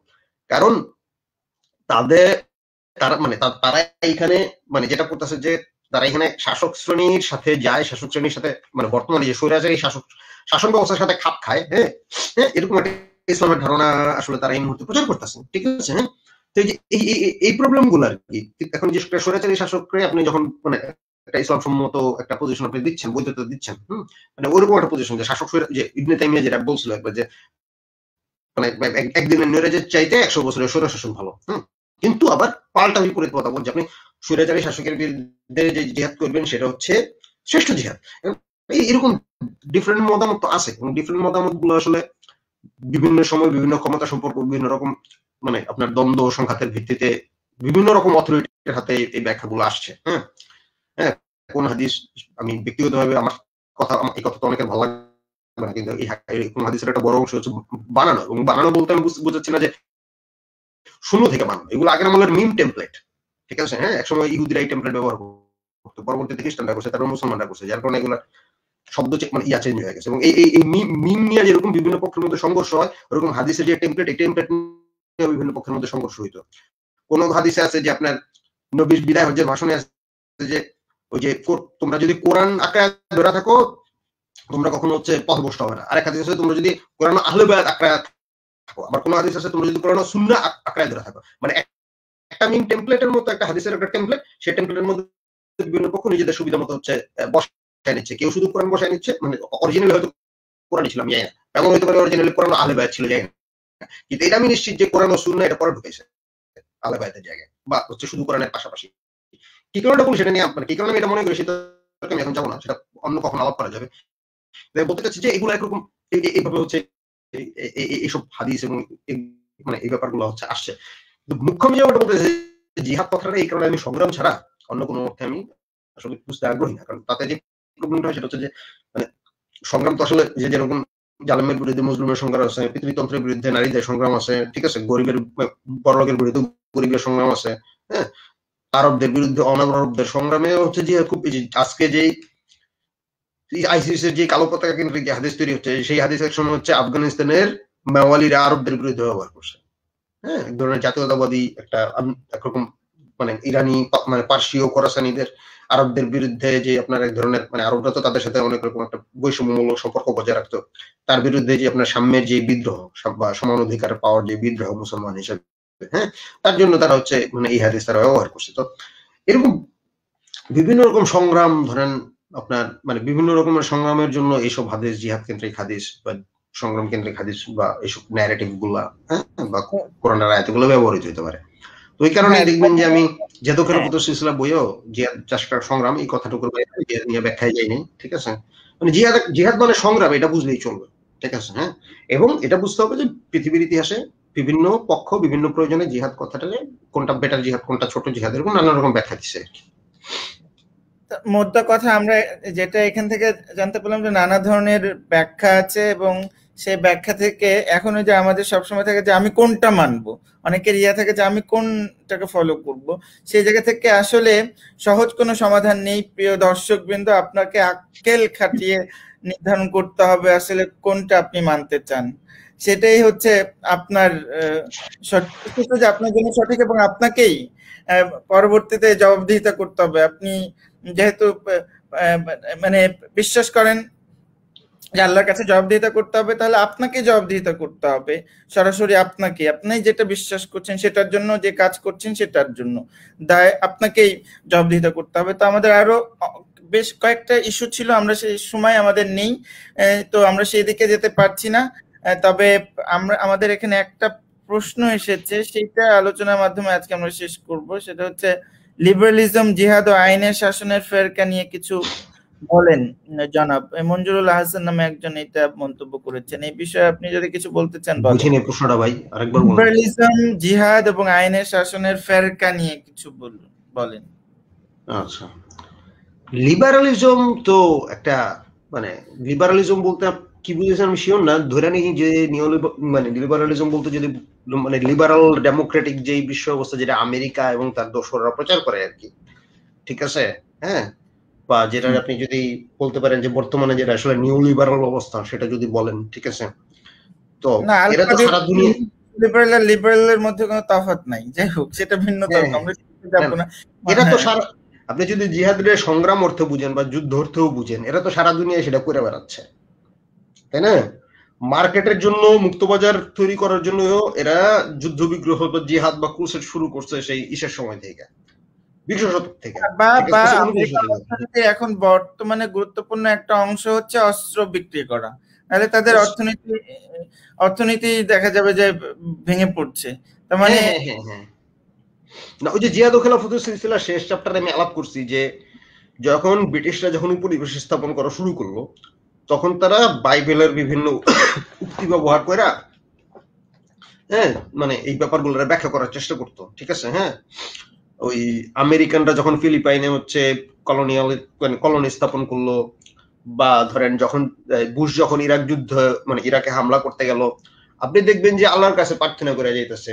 বুশ কইতাছে যে আল্লাহ আমারে পথ দেখাইছে, আল্লাহ কইছে আফগানিস্তানে হামলা করতে, আমি গিয়ে আফগানিস্তানে হামলা করছি, আল্লাহ কইছে আমার ইরাকে হামলা করতে, আমি ইরাকে হামলা করছি। পুরো ইরাক যুদ্ধের সময় দেখবেন ডোনাল্ড রামসফেল্ড হচ্ছে ওই বুশের কাছে হচ্ছে ইয়া পাঠাচ্ছে, মানে বাইবেলের আয়াত আর হচ্ছে যুদ্ধের ছবি ব্যবহার করে পাঠাচ্ছে, হ্যাঁ। মানে বেসিক্যালি জিহাদিরা যা করে, মুসলমান আপনার আইসিস এর জিহাদিরা, বুশ রামসফেল্ড একই কাজ করছে, যা সরকারি জায়গা থেকে করছে, হ্যাঁ। তারা হচ্ছে জাস্ট ক্রুসেড দিলেও ঘোষণা দিচ্ছে নেশন আন্ডার গড। তবে নেশন আন্ডার গড এর কিন্তু পজিটিভ ব্যাখ্যাও আছে, যেমন দাস প্রথা প্রচলনের জন্য যেমন বাইবেলকে ব্যবহার করা আছে, তেমনি মার্টিন লুথার কিং এরা দাসপ্রথার বিরুদ্ধে কিন্তু বাইবেলকে ব্যবহার করেই লড়েছে। একদম সম্পূর্ণ বিপরীত ব্যাখ্যা হতে পারে। যেমন এই যে মানে অন্য দেশ দখল করা অন্যায় যুদ্ধ, যেটাকে আমাদের দিক থেকে বলতে পারি, কিন্তু তাদের দিক থেকে সেটা ন্যায় যুদ্ধ। তেমনি আবার অন্যান্য ক্ষেত্রেও, যেমন ধরেন সিভিল ওয়ারের সময় গ্যাটিসবার্গের বক্তৃতায় কিন্তু ইয়া বলেছেন এই যে আব্রাহাম লিঙ্কন, যে দিস নেশন আন্ডার গড, মানে this government under God run by the people for the people of the people, গণতন্ত্রের যে সংজ্ঞাটা দিই, তার মানে এখানে কিন্তু আমাদের মুসলমানদের মধ্যে যে আল্লাহ সার্বভৌমত্ব, মানুষের সার্বভৌমত্বে যে বন্ধ করা হয়, আব্রাহাম লিঙ্কনের কিন্তু বন্ধ ছিল না। আল্লাহ তো আছেনি, আমরা তো আল্লাহর অধীনেই সবাই, আমরা প্রাকৃতিক আইনের অধীনে চলছি। যেমন নিউটন যে বিজ্ঞানের সূত্রগুলো আবিষ্কার করেছেন, সেটা তো উনি আল্লাহর আইনই আবিষ্কার করতে চেয়েছেন মূলত। যদি এটাকে নানাভাবে নিউটনের কাছে তো ওটা তাই, নিউটন আল্লাহর আইন আবিষ্কার করতেছে। মেইনার্ড কেইন্স বলেছেন উনি আসলে প্রথম মডার্ন না, উনি শেষ হচ্ছে আলকেমিস্ট, বা শেষ হচ্ছে যাকে বলে কি একটা টার্ম আমি ভুলে গেছি। হ্যাঁ, না আলকেমিস্ট বলতে পারেন, বা হচ্ছে আপনার ওই যে তারা তো এগুলো ব্যবহার করতেন, হ্যাঁ, ম্যাজিশিয়ান বলা যায়, এসোটেরিসিস্ট, ম্যাজিশিয়ান বা এসোটেরিসিস্ট, ঠিক আছে। ইউরোপের টার্ম ব্যবহার করেছিলেন, আমি মাথার মধ্যে নেই। এবারে নিউটনকে আমরা যেভাবে করছি পোর্ট্রে করে, যে হ্যাঁ বিজ্ঞান বোধহয় একদম বিজ্ঞানীরা সব ক্ষেত্রে বোধহয় একদম ইত্যাদি একদম দিয়ে চলেন, তারা কোনো এই ব্যাপারগুলো আপনি সবচেয়ে ভালো পাবেন হচ্ছে লিয়ানা সাইফ নামে একজন প্রফেসর আছে। তিনি কি প্রফেসর না অ্যাসিস্ট্যান্ট প্রফেসর, আমি এখন শিওর না। তিনি এমনিতে অক্সফোর্ডে পড়ান, আমাদের ইউনিভার্সিটিতেও পড়ান। তিনি ইসলামী এসোটেরিসিজম কিভাবে হচ্ছে আপনার ইসলামিক মানে সুফিবাদী এবং হচ্ছে ইসলামিক ম্যাজিক, মানে ম্যাজিক বেসিক্যালি অ্যারিস্টোটেলিয়ান ম্যাজিক তত্ত্ব আর কি, ঠিক আছে, হ্যাঁ, জ্যোতির্বিদ্যা যেটা আর কি, বাবা ফালনামা খাবনামার যেসব থিওরি আর কি, এগুলো কিভাবে হচ্ছে ইউরোপে 15-16 শতকে এবং তারও আগে কিভাবে হচ্ছে ধরেন ইনফ্লুয়েন্স করছে বিজ্ঞানীদেরকে, ঠিক আছে, দার্শনিকদেরকে এবং লেখকদেরকে, তিনি খুবই ডিটেইল এগুলো নিয়ে কাজ করছেন। কখনো সময়, তার নাম লিয়ানা সাইফ, কখনো সময় পেলে খুঁজে দেখেন আর কি, ঠিক আছে, তার ক্লাস আমি করছি, খুবই ইন্টারেস্টিং। এনিওয়ে, যেটা আমি বলতে চাচ্ছিলাম যে ওই ইয়ে নিয়ে আর কি, ওই আপনার ওই মানে আলোচনাটা তো দিন শেষে হচ্ছে আপনার লিবারালিজম এর সাথে ধরেন মানে মুসলমানদের হয়ে যে যারা জিহাদ করে তাদের পার্থক্যটা যেখানে বুঝতে হবে সেটা হচ্ছে যে স্মার্ট এবং বলদদের দ্বন্দ্ব। আমার এই কথাটা অনেকের ভালো লাগবে না, ঠিক আছে, কারণ ব্যাপারটা হচ্ছে যে বুশ ক্রুসেডের ভাষা ব্যবহার করে যুদ্ধ বাজানোর পরও তারা কেউ হচ্ছে মানে ক্রুসেডার শব্দটা এমন ভাবে ব্যবহার করবে না যেভাবে হচ্ছে জিহাদি শব্দটা বাংলা ভাষা এখন যেভাবে ব্যবহৃত। ইসলামপন্থী করে আমি দেখি কি বাংলাদেশে যারা ইসলামপন্থীরা আছে এরা জিহাদ শব্দটা জি স্পেস হা স্পেস দ দিয়া লেখে এখন, ঠিক আছে, কারণ তারা হচ্ছে ঝামেলায় পড়তে চায় না, ঠিক আছে, এইসব শব্দ ব্যবহার করে, ঠিক আছে। হ্যাঁ, বুশের তো এই টাইপের ঝামেলায় পড়তে হয় নাই। হ্যাঁ, সে এগুলো ব্যবহার করছে, সে একদিকে ধর্ম ব্যবহার করতেছে, আরেকদিকে হচ্ছে লিবারাল ডেমোক্রেসির হচ্ছে বক্তব্য দিচ্ছে। হ্যাঁ, আর মুসলমান সমাজের একটা অবস্থা এরকম হয়েছে, মানে মুসলিম দুনিয়াগুলোর যারা সংখ্যাগরিষ্ঠ, ঠিক আছে, এরা হলো নিজের দেশের লোকজন করে গিয়ে বোয়া মারে, নিজের দেশের লোকজন কোপায় মারে, তারপর সারা দুনিয়ার কাছে সন্ত্রাস হিসেবে পরিচিত, ঠিক আছে। হ্যাঁ, এনে ওখানে গিয়া ধুমধাম দু চারটা বোমা ফাটায় মনে করে যে বিশাল বড় জিহাদ করে ফেলছে, ঠিক আছে। বাস্তবতা হইলো ছাগলামি, বলদামি, ঠিক আছে, এমন ধরনের সহিংসতা করে যে সহিংসতার পক্ষে না আছে রাষ্ট্রর মানে রাষ্ট্রীয় অনুমোদন, না আছে সমাজের পক্ষ থেকে বড় ধরনের কোনো লেজিটিমেসি, ঠিক আছে। হ্যাঁ, এই যে বাংলাদেশে কিন্তু আইসিস আল কায়েদার সবচেয়ে বড় ফলটা শুরু হয়েছে এই যে হোলি আর্টিজানের পরে, ঠিক আছে। এমন এক জিহাদ তারা করছে যে জিহাদে না আছে রাষ্ট্র বা সমাজ কোনো কিছুর কোনো অনুমোদন, এবং সারা দুনিয়ার কাছে মানে বাংলাদেশের মানুষের লাইফটা অনেক বেশি কঠিন করে তুলছে, জটিল করে তুলছে, ঠিক আছে। বাংলাদেশের যারা মানে এগুলো তো জানেন ভালো মতো। তো বেসিক্যালি মানে মানে পার্থক্যটা হচ্ছে যে এটাই, মানে নিজের যেই ক্ষমতা, নিজের যেই অ্যাবিলিটি, তার বাইরে গিয়ে এটা বলতে হয় নাকি my name is Parvez Alam but I am not a terrorist, ওই যে my name is Khan but I am not a terrorist. হ্যাঁ হ্যাঁ হ্যাঁ হ্যাঁ, এখন ধরেন আমেরিকা এমন একটা দেশ, ওরা তো ধরেন ওদের প্রেসিডেন্ট হলো একটা মোল্লা, বসছিল একটা মোল্লা সহজ হিসাবে, ঠিক আছে। হ্যাঁ, একটা ইভেঞ্জেলিক্যাল মোল্লা, ওদের বেশিরভাগ প্রেসিডেন্ট হলো ইভেঞ্জেলিক্যাল মোল্লা আমেরিকার ইতিহাসে আপনি দেখবেন, ঠিক আছে। হ্যাঁ, বাইবেল শপথ করে হচ্ছে প্রেসিডেন্ট হয়েছে, আবার ওরাই দুনিয়া হচ্ছে আপনার ডেমোক্রেসি আর লিবারালিজমের তাই না। এই যে মানে ইভেঞ্জেলিক্যালরা তো যাকে বলে যে শেষ জামানার তত্ত্বে বিশ্বাস করে এবং ইসরায়েল রাষ্ট্রে যাতে ইহুদিরা জমায়েত হয় এই তত্ত্বে বিশ্বাস করে এবং ইসরায়েল সমর্থন করে এই কারণেই। বর্তমান দুনিয়ায় আমেরিকার চেয়ে বেশি ধার্মিক রাষ্ট্র কয়টা আছে আপনি আমারে বলেন? না, তবে একটা দিক থেকে অনেকে বলার চেষ্টা করে যে আমেরিকায় ফ্রিডম অফ রিলিজিয়ন যতটা আছে, ওই ফ্রান্সে এই তর্কটা তোলা হয়, ফ্রান্সের লেসিতে নাম করে মানে ধর্ম পালন এবং পাবলিক প্লেসে ধর্মীয় চিহ্ন পরিধান করা, ধরেন কেউ টুপি পরলো বা পড়লো, এটা আমেরিকা অতটা কড়াকড়ি ভাবে করা হয় না। কিন্তু কড়াকড়ি কই থেকে, কড়াকড়ি তো নাই। শোনেন, এখানে আবার আরেকটা জিনিস চলে আসে, বাংলাদেশে কিছু লোকজন করে কি সেকুলারিজম শব্দটারে মানে একটা সেকুলারিজমের ব্যাপার, সেকুলারিজম শব্দটা নিয়ে বাংলাদেশে ইসলামপন্থী এবং ডানপন্থীদের মধ্যে একটু চুলকানি আছে, আমি শব্দটা ব্যবহার করি চুলকানি, ঠিক আছে, কারণ এটা এক ধরনের বলদামি, ঠিক আছে।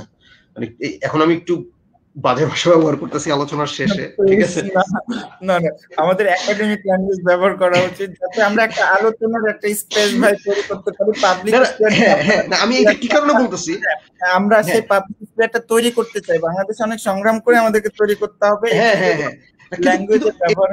মানুষের আঘাত করতে চাচ্ছে, এই কারণে আমি বলতেছি মাঝে মাঝে একটু আঘাত না করলে লোকজন আসলে ইয়ে হয় না। আমি এই কারণে বলতেছি শোনেন আমার কথাটা, সেটা হচ্ছে যে আপনার এই যে ইসের আর কি, ওই যে এই আরে ইসের কথা বলতেছিলাম না আপনার, যে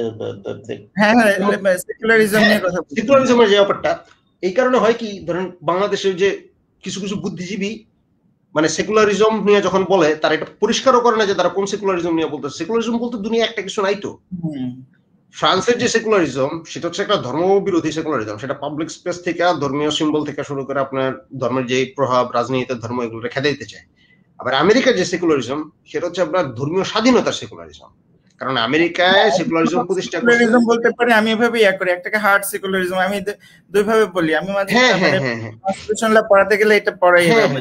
আমেরিকার সেকুলারিজম হইলো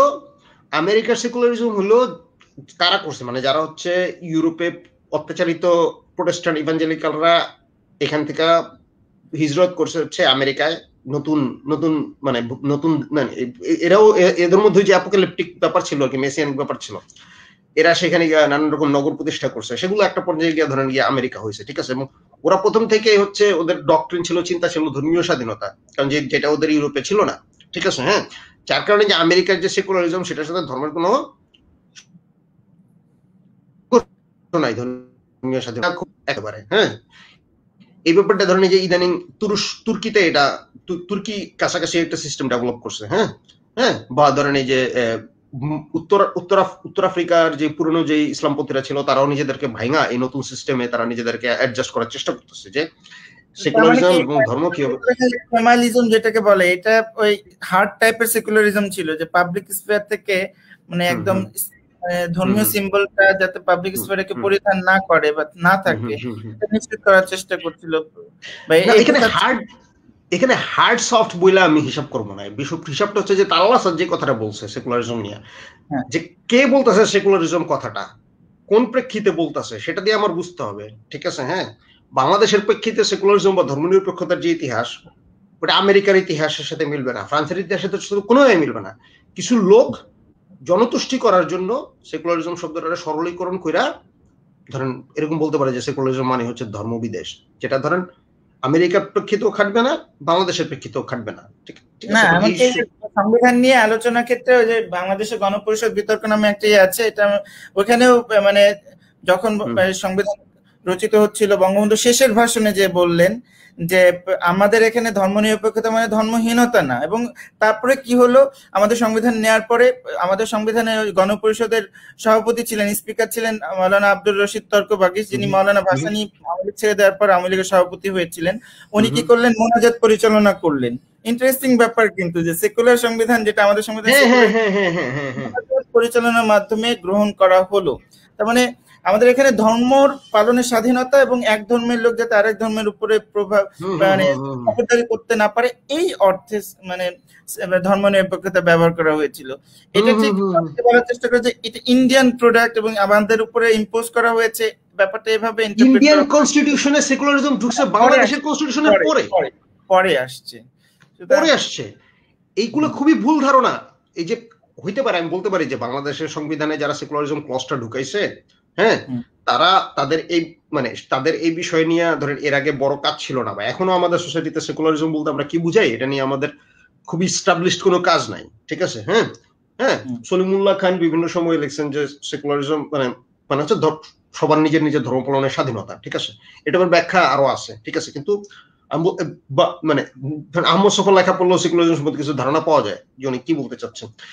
আমার মনে হয় আমাদের এখানে সেকুলারিজমটা বোঝা সম্ভব শুধুমাত্র এই কারণেই যে এখানে সেকুলারিজম কিভাবে আসে, সেটা সংবিধানের ক্লজে থাকা দিয়ে না, সেটা সংবিধানে কিভাবে আছে, সমাজে কিভাবে আছে, ঠিক আছে। হ্যাঁ, এটা অনেকে বলে যে ইসলাম বিদ্বেষের জায়গা থেকে করা হয়েছে, কেউ কেউ বলার চেষ্টা করে, আমি নাম বলছি না। এগুলো সরলীকরণ, এগুলো খুবই সরলীকরণ, ঠিক আছে। এটার মানে হচ্ছে যে বাংলাদেশের সেকুলারিজমের মধ্যে ইসলাম বিদ্বেষী নেই, আছে তো, অবশ্যই আছে, ঠিক আছে। কিন্তু সেটারই আপনি যদি এখন আমার বাপের কথা আপনি কি বলবেন, 5 ওয়াক্ত নামাজ পড়তো, ঠিক আছে। হ্যাঁ, মানে সে তো ধরেন ছাত্রলীগ করছে 69 সাল থেকে, ঠিক আছে।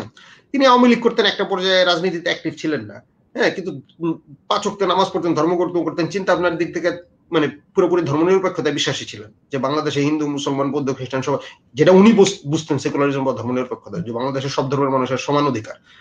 এরকম এদেরকে তারা কি ধর্মবিদেশী? তো যারা, আমি এই কারণে যারা এরকম বলেন যে বাংলাদেশের সেকুলার মানে ধর্মবিদেশী, এদের সাথে আমি প্রচন্ড রকম দ্বিমত করি, কারণ এরা হচ্ছে এগুলো জুলুম এক ধরনের। হ্যাঁ, যে বাংলাদেশের সেকুলারিস্টদের ব্যাপারে হচ্ছে ঘৃণা বিদ্বেষ ছড়ানো এগুলো। এবং এটার বিপরীতে যখন আমি তাদের কথা বলছি না, যাদের 13 দফার মধ্যে থাকে যে সংবিধানে এবং বিসমিল্লাহির রহমানির রহিম যুক্ত করতে হবে, তাহলে মনে হয় ইসলাম কায়েম হচ্ছে।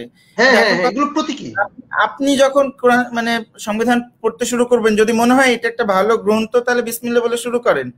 এটাও আমার এক শিক্ষক আবার এই ধরনের যুক্তি দিয়েছেন। তো 3 বছর আমরা যে কোনো বই পুস্তক পড়তে গেলে, আমার ভালো কাজ করতে গেলে বিসমিল্লাহ আল্লাহর নামে শুরু করি। এখন কথা হচ্ছে আমাদের তো বিসমিল্লাহ নাউজুবিল্লাহ মিনাশ শাইতানির রাজিম যুক্ত করা দরকার, শয়তানের হাত থেকে সংবিধান যাতে সেফ থাকে। এইটা বলি আর কি। তো না শোনেন, এই যে ধর্মের সাথে সেকুলারিজমের চূড়ান্ত সংঘর্ষ যারা দেখে, এরা হচ্ছে ধাতবাদী চিন্তা ভাবনা। এরা সেকুলারিজমের একটা ধাতবাদী ব্যাখ্যা নিজেদের মতো বানায় নেয়, ধর্ম একটা ধাতবাদী ব্যাখ্যা নিজের মতো মানে নেয়। এটা হলো যে ভারতের বিজেপি RSS রা এগুলো করতেছে, ঠিক আছে। হ্যাঁ, ভারতীয় মহাদেশের সেকুলারিজম বুঝতে হবে ভারতীয় মহাদেশের কনটেক্সটে, এবং সেই কনটেক্সটে আমি নিজে যতটুকু বুঝি এইখানে যেই মডার্ন মুসলিম জাতীয়তাবাদী, হিন্দু জাতীয়তাবাদী যে ধরনের যেই আপনার তৈরি হয়েছে, যে বায়োপলিটিক্যাল যে রাজনীতি হয়েছে, তার বাইরে সবার যেই সব ধর্মের মানুষের সমান অধিকার প্রতিষ্ঠার যেই ডক্ট্রিন বা মতাদর্শ, সেটার এইখানে মোটা দাগে সেকুলারিজম বলতে আমি বুঝি আর কি, ঠিক আছে। হ্যাঁ, কেউ যদি বলে যে আমি সেকুলারিজম বিরোধী করি, আমি তার স্পষ্টভাবে জিজ্ঞাসা করতে চাই যে আপনি যে সেকুলারিজমের বিরোধিতা করেন, আপনি কি সব ধর্মের মানুষের সমান অধিকার মানেন না বাংলাদেশ রাষ্ট্রে? যদি আপনি মানেন সব ধর্মের মানুষের সমান অধিকার রাষ্ট্র বাংলাদেশে, সেটাই আমাদের সেকুলারিজম। এটার সাথে আপনার দ্বন্দ্বটা কোথায়, সংঘাতটা কোথায়? তো হুদাহুদি খুঁচায় হচ্ছে ফ্রান্সের সেকুলারিজম বাংলাদেশের। হ্যাঁ, সেটাই। তাহলে আমরা বলতে পারি আমাদের প্রথম দিনের যে প্রথম পর্বের আলোচনার মধ্যে আমরা লাস্ট ভাই একটা জিনিস আমি একটা বাক্য দিয়ে শেষ করতে চাই, তারপর আপনি সমাপ্তি করেন। সেটা হচ্ছে যে আমেরিকান লিবারালিজম বা ইউরোপীয় লিবারালিজমের সাথে আমাদের পার্থক্য হলো ওইটা, ওরা নিজেদেরকে বলে লিবারাল, ওরা পৃথিবীতে সবচেয়ে বেশি যুদ্ধ বাজায় বেশি, সবচেয়ে বেশি বোমা ফেলায় বেশি, তাও ওদের ওই লিবারাল পরিচয় আছে, তাও ওদের ওই ডেমোক্রেটিক পরিচয় আছে, ঠিক আছে। হ্যাঁ, এটা মাথায় রাখবেন। ওরা সেকুলার, আবার ওরা ধার্মিক, ওরা একসাথে থাকতে পারে। ওদের নাস্তিক এবং ওদের আস্তিক একসাথে থাকতে পারে। আপনি পারেন না, এটা আপনার বোকামি, এটা আপনার বলদামি, ঠিক আছে। সরি, আবার বলদামি। হ্যাঁ হ্যাঁ, যার কারণে আপনি সবকিছুর এরকম কখনো কখনো হচ্ছে মানে যে সেকুলারিজম, আপনি এমন সেকুলার হইতে চান যেরকম সেকুলার হয়তো দুনিয়ার কোথাও নাই, আপনি এমন মুসলমান হইতে চান যেরকম মুসলমান সম্ভবই না, ঠিক আছে। এবং এগুলো করতে গিয়ে আপনি নিজের সমাজে নিজেদের লোকজনের মধ্যে শত্রুতা করেন, সংঘাত করেন। হ্যাঁ হ্যাঁ, প্রত্যেকটা সমাজের তো একটা অর্গান আছে, নানা রকম অংশ আছে, বিভিন্ন অংশ বিভিন্নভাবে ফাংশন করে। হ্যাঁ, বাংলাদেশে যারা বেসিক্যালি সেকুলার বিদ্যায় পারদর্শী, সেকুলার বিদ্যা কথা এখানে সেকুলারিজম বলতে বুঝাচ্ছি না, আমি বুঝাচ্ছি যাদের হচ্ছে দর্শন, বিজ্ঞান, ইতিহাস, সমাজ সংস্কৃতি সম্বন্ধে জ্ঞান আছে, হ্যাঁ, তাদের তো একটা ফাংশন আছে। ওই ফাংশনটা তো আপনার ওই যে আপনার ওই যে মানে আপনার ওই দাওরায় হাদিস পড়া একটা মানুষ তো ওই ফাংশন ওই পালন করতে পারবেন না, ওই দায়িত্বটা, ঠিক আছে। বিভিন্ন ধরনের লোকজনের বিভিন্ন রকম দায়িত্বের ব্যাপার আছে, বিভিন্ন ধরনের লোকজন বিভিন্ন জায়গা থেকে সমাজ, ধর্ম, রাজনীতি এগুলো বুঝবে। সেটা বলতে পারি যে আমাদের মাদ্রাসা মানে টোটাল শিক্ষা ব্যবস্থার মধ্যে মাদ্রাসা তো একসময় হতো যে ইবনে সিনা কি মাদ্রাসায় পড়ান নাই, চিকিৎসা শাস্ত্র তিনি কোথায় পড়াইছেন? হ্যাঁ, তো সেই ধারণার বাদ দিয়ে কৌমির নামে মানে জাতীয় শিক্ষার নামে, জাতীয় শিক্ষার মধ্যে কি চিকিৎসা শাস্ত্র থাকবে না? মানে ধরেন যেগুলোকে আপনি সেকুলার মানে বিদ্যা বলছেন, সেগুলো কি মানে মাদ্রাসায় কখনো পড়ানো হয়নি? কিন্তু সেটা বাদ দিয়ে একটা বাংলাদেশের হিসাবে তো ধরেন কমই একটা আলাদা একটা সিস্টেম দাঁড়াইছে, ওইটা নিয়ে আর আলোচনা করি। মানে আমি জাস্ট যেটা বলতে চাচ্ছি যে আমাদের যে ব্যাপারটা মাথায় রাখা দরকার সেটা হচ্ছে যে সেকুলারিজমের সাথে ধর্মের যে এসেনশিয়াল সম্পর্ক বাংলাদেশের দেখানো এবং সেটা কেন্দ্র করে রাজনীতি দাঁড় করা, মানে ইসলামরে বিরোধিতা করে, মানে ইসলামী মৌলবাদের জুজু দেখায় সেকুলারিজমের রাজনীতি, আর সেকুলার ধর্মহীনতার জুজু দেখায় হচ্ছে ওই যে ইসলামপন্থার রাজনীতি। এইগুলো খুব বাজে রাজনীতি, এইসব বাজে রাজনীতি বাংলাদেশে অনেক ক্ষতি করছে। আমি জানি যে এইসব রাজনীতির সামনে আরো অনেকে করতে থাকবেন, ঠিক আছে, কিন্তু জানি না রাখেন এইসব রাজনীতি আমাদের ক্ষতি করা ছাড়া, আমাদেরকে এই দুনিয়ার বুকে দাস গোলাম বানায় রাখা ছাড়া কিচ্ছু বানাইতে পারবে না। আমাদের জাস্ট এই যে আমাদের এই ধরনের ইন্টেলেকচুয়াল অ্যাক্টিভিটির কাজই হচ্ছে এই দুটা গ্রুপকে করা, কাছে যতটা মানে একাডেমিক ল্যাঙ্গুয়েজ প্রয়োগ করা যায়, নাহলে আমাদের সমাজে এই ধরনের তর্ক আমরা ছড়ায় দিতে পারবো না বলে আমার মনে হয়। আমি বুঝছি, আমি আপনার কথাটা বুঝছি, আমি তো আবার একটু ধরনের যে পাবলিক বলেছেন যে পাবলিক সংকুচিত হয়ে যাচ্ছে আপনার বই। আমি তো এমনি পাবলিক লেখক, পাবলিক স্পিকারের ভূমিকা পালন করি তো অনেক সময় কানেক্ট করার জন্য আর কি। ইন্টেলেকচুয়াল বলে আমি জানি, এইজন্য আপনি সারাও দিয়েছেন, এইজন্য আমরা কৃতজ্ঞ। তো যেটা আমরা করছি শেষ করতে পারি একটা কথা বলে, যে ওই যে আমরা মদিনা সনদের কথা বলেছিলাম, প্রথম পর্বে আলোচনা করেছিলাম, ওখানে কিন্তু ফ্রিডম অফ রিলিজিয়ন ছিল। যদি আমরা সেকুলারিজম বলতে ফ্রিডম অফ রিলিজিয়ন বুঝি, তাহলে ইসলাম ইটসেলফ সেকুলার রিলিজিয়ন। যেমন যে গোলাম রাব্বানি বলে থাকেন যে ইসলাম সেকুলার রিলিজিয়ন, ইসলাম সোশ্যাল রিলিজিয়ন ইত্যাদি। সেকুলার বলেন যে ইসলামে আসলে পার্থিব জীবন নিয়ে বেশি আলোচনা হয়েছে এবং মানে থিওলজিক্যাল আলোচনা, যেটা আসলে ক্রিশ্চিয়ানিটি এবং জুডাইজম থেকে যতখানি ইনহেরিট করেছে তার বেশি নতুন কিছু করেনি, এই অর্থে বলার চেষ্টা করেন। পাশাপাশি আমরা এভাবেও বলতে পারি, সম্পূর্ণটা সত্য না, কারণ অনেক পার্থক্য আছে আমরা দেখলামই। আমি এইভাবে হিসাব করি না আর কি ইসলাম নিয়ে আর কি, মডার্ন টার্মিনোলজি দিয়া হ্যাঁ, কিন্তু তবে হ্যাঁ, ইসলাম মদিনা মদিনা বহুধর্মীয় হ্যাঁ আপনার রাজনৈতিক প্রতিষ্ঠান, রাজ্য বা রাষ্ট্রের কনসেপ্ট, এটা মাথায় রাখতে হবে। নবী নিজেই যে মদিনা প্রতিষ্ঠা করছে সেটা বহুধর্মীয়। ফ্রিডম অফ রিলিজিয়নটা নিশ্চিত করেছে। সেই অর্থে আমরা ইসলামের যদি বলি, নানা ধরনের ব্যাখ্যার মধ্যে, যেটা আমি আমার ভাষায় বলছি, এটা হয়তো জানি এক সেকেন্ড, জানি এখন শেষ করতে হবে, তাও রিলেভেন্ট কারণে বলি। এবং ইসলামের যে জিহাদ, শুরুর দিকের যে জিহাদ, সেই জিহাদও ছিল মাল্টি রিলিজিয়াস। শুরুর দিকে যে মুসলিম যে বাহিনী যারা যুদ্ধ করছে ওই সময়, ঠিক আছে, রোমানদের বিরুদ্ধে এবং পার্সিয়ানদের বিরুদ্ধে, সেই বাহিনীর একটা বড় অংশ ছিল হচ্ছে খ্রিস্টান এবং ইহুদি। প্রথম যে কনস্টান্টিনোপলে যখন হামলা হইলো, মুয়াবিয়া যখন হামলা করলেন, সেই হামলার মানে যে নৌবাহিনী, সেই নৌবাহিনী বানানো হয়েছে মূলত হচ্ছে খ্রিস্টানদের দিয়ে, কারণ মুসলমানদের ওই সময় আসলে এই নৌবহর মানে তাদের এই ইয়া ছিল না আর কি, স্কিল ছিল না আর কি, ঠিক আছে। হ্যাঁ, এবং মানে শুরুর দিকে, এবং এটাও মাথায় রাখার দরকার যে আমরা যেটা মানে অন্তত 12 শতক পর্যন্ত দুনিয়ার অর্ধেক খ্রিস্টান কিন্তু মুসলিম খেলাফতের অধীনে বসবাস করত। এবং প্রথম কয়েকশো বছর ইসলামের প্রথম কয়েকশো মুসলমানরা কিন্তু সংখ্যাগরিষ্ঠ ছিল না, তারা ছিল সংখ্যালঘু, সংখ্যাগরিষ্ঠ ছিল খ্রিস্টানরা। অর্থাৎ আমরা যে সময়টার কথা বলি, শুরুর দিকে যে ক্লাসিক্যাল ইসলামের যে যুগ, সেটা কোনো মুসলমান নামক কোনো এক ধর্মের সভ্যতা সেটা ছিল না, সেটা মাল্টি রিলিজিয়াস সভ্যতা ছিল। এবং আমরা যখন বলি যে মুসলিম দার্শনিক, ধর্মতাত্ত্বিক, মুসলিম দার্শনিক বিজ্ঞানী কথাটা যখন আমরা বলি মুসলিম, কিন্তু একটা যদি লিস্ট করতে যাই, লিস্ট করতে গেলে সেখানে বেশ কয়েকজন খ্রিস্টানের নাম চলে আসবে। ঠিক আছে, যে অনুবাদ আন্দোলন বলে যে বাইতুল হিকমা থেকে, মানে বাগদাদ থেকে যেটা হয়েছিল, প্রথম দিকে কাজ তো খ্রিস্টানরা করেছিল বলে আমার যতদূর মনে হয়, যে গ্রিক খ্রিস্টানরা কিন্তু ওরা হেল্প করছিল। নেস্টোরিয়ান খ্রিস্টানরা তো প্রচুর হেল্প করছে মুসলিমকে শিক্ষা ব্যবস্থা তৈরি করতে। নবী নিজেই হচ্ছিল নেস্টোরিয়ান খ্রিস্টানদের ব্যাপারে খুবই ইতিবাচক ছিল। এবং নেস্টোরিয়ান খ্রিস্টানরা ইসলামের শুরুর দিকের টাইমে, ক্লাসিক্যাল টাইমে, তারা অনেক ধর্ম প্রচার করছে, বিভিন্ন জায়গায় দাওয়াতি কর্মকাণ্ড চালাইছে। ওই সময় তারা ইন্ডিয়াতে প্রথম হচ্ছে দাওয়াতি কর্মকাণ্ড চালাইতে আসছে। আজকে আপনি দেখবেন হেফাজতে ইসলাম হচ্ছে 13 দফা সংগ্রামের মধ্যে তাদের অন্যতম ক্লজ হলো যে খ্রিস্টান মিশনারি করে আটকাইতে হইব। নিজেরা কিছু করতে পারে না, হচ্ছে খ্রিস্টান মিশনারি করে আটকাইব। নিজেরা যে সংখ্যাগরিষ্ঠ মুসলমান, ঠিক আছে, সে নেই খ্রিস্টান মিশনারি করে আটকানোটা বিশাল একটা দাবির ব্যাপার তাদের কাছে। আমি বলতে চাচ্ছি যে অরিজিনালি যে কতটা ঘামতি আছে, এটা এর মাধ্যমে বোঝা যায় যে উল্টো পাল্টা যে বুদ্ধিকে চ্যালেঞ্জ ছুড়ে দেবে সেটা পারছে না তারা, বরং যে রাষ্ট্রীয় শক্তি দিয়ে থাকা, রাষ্ট্রীয় শক্তি দিয়ে হচ্ছে ইয়ে করতে চায়, ঠিক আছে। এবং সে মানে এনিওয়েজ, তাও আবার এমন রাষ্ট্র যে রাষ্ট্রে তারা বলে হচ্ছে সেকুলার, এবং মানে তাদের হিসাবে মানে আপনার ধর্মের পক্ষে না বা এই টাইপের, আমি জানি না, মানে আছে তাদের মধ্যেও আছে। তাদের অনেকে আবার বাংলাদেশে মনে করে যে বাংলাদেশের আইন সংবিধান সব ঠিক, এগুলো নিয়ে তারা নানা রকম প্যারাডক্স এবং বিভ্রান্তির মধ্যে থাকে। সেই আলাপে এখন আর না যাই, ঠিক আছে। সেটাও যে অথরিটির কোশ্চেন, ঠিক আছে। হ্যাঁ, আমাদের আলোচনা বেশ দীর্ঘ হয়েছে, এইটা সবচেয়ে বেশি সময় ধরে আমরা আজকে শেষ আলোচনা করলাম, কারণ অনেক কিছুই ছিল। সুতরাং যারা একটানা দেখতে পারেননি, ভবিষ্যতে দেখবেন, এটার জন্যই রইলো।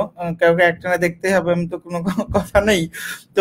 তো আপনাকে ধন্যবাদ, বিশেষ করে 4 পর্বে আমাদের সময় দিয়েছেন এই যে পাবলিক স্পেস তৈরি করার ক্ষেত্রে, এবং আমাদের যে পাবলিক ডিসকোর্স তৈরি হচ্ছে সেক্ষেত্রে আপনার যে ভূমিকাটা, বিশেষত লেখালেখির মাধ্যমে, পাশাপাশি এই 4 পর্বে আপনি সময় দিয়েছেন, এর জন্য আপনাকে ধন্যবাদ। পাশাপাশি যারা দর্শক দেখেছেন আজকের পর্বে এবং গত 3টা পর্বে, তাদেরকেও ধন্যবাদ। আপনাদের এই বিষয়ে কোনো প্রশ্ন থাকলে, জিজ্ঞাসা থাকলে অবশ্যই জানাবেন, এবং ভবিষ্যতে আমরা নানা ইস্যুতে আলোচনা করব। কারণ আপনারা জানেন যে ওই যে মদিনা বইটাতে অনেক কিছু আমরা আলোচনা করিনি, জাস্ট আমরা সাম্য, মানবিক মর্যাদা, সামাজিক ন্যায় বিচারটা বোঝার চেষ্টা করেছিলাম। আজকে এই জিহাদ ও খিলাফতের সিলসিলা বইটা থেকে আসলে জিহাদ মানে কি, সন্ত্রাস কিনা, বা এই বিষয়ে ডিসকোর্সটা কি, বয়ানটা কি, সেটা বোঝার চেষ্টা করছিলাম।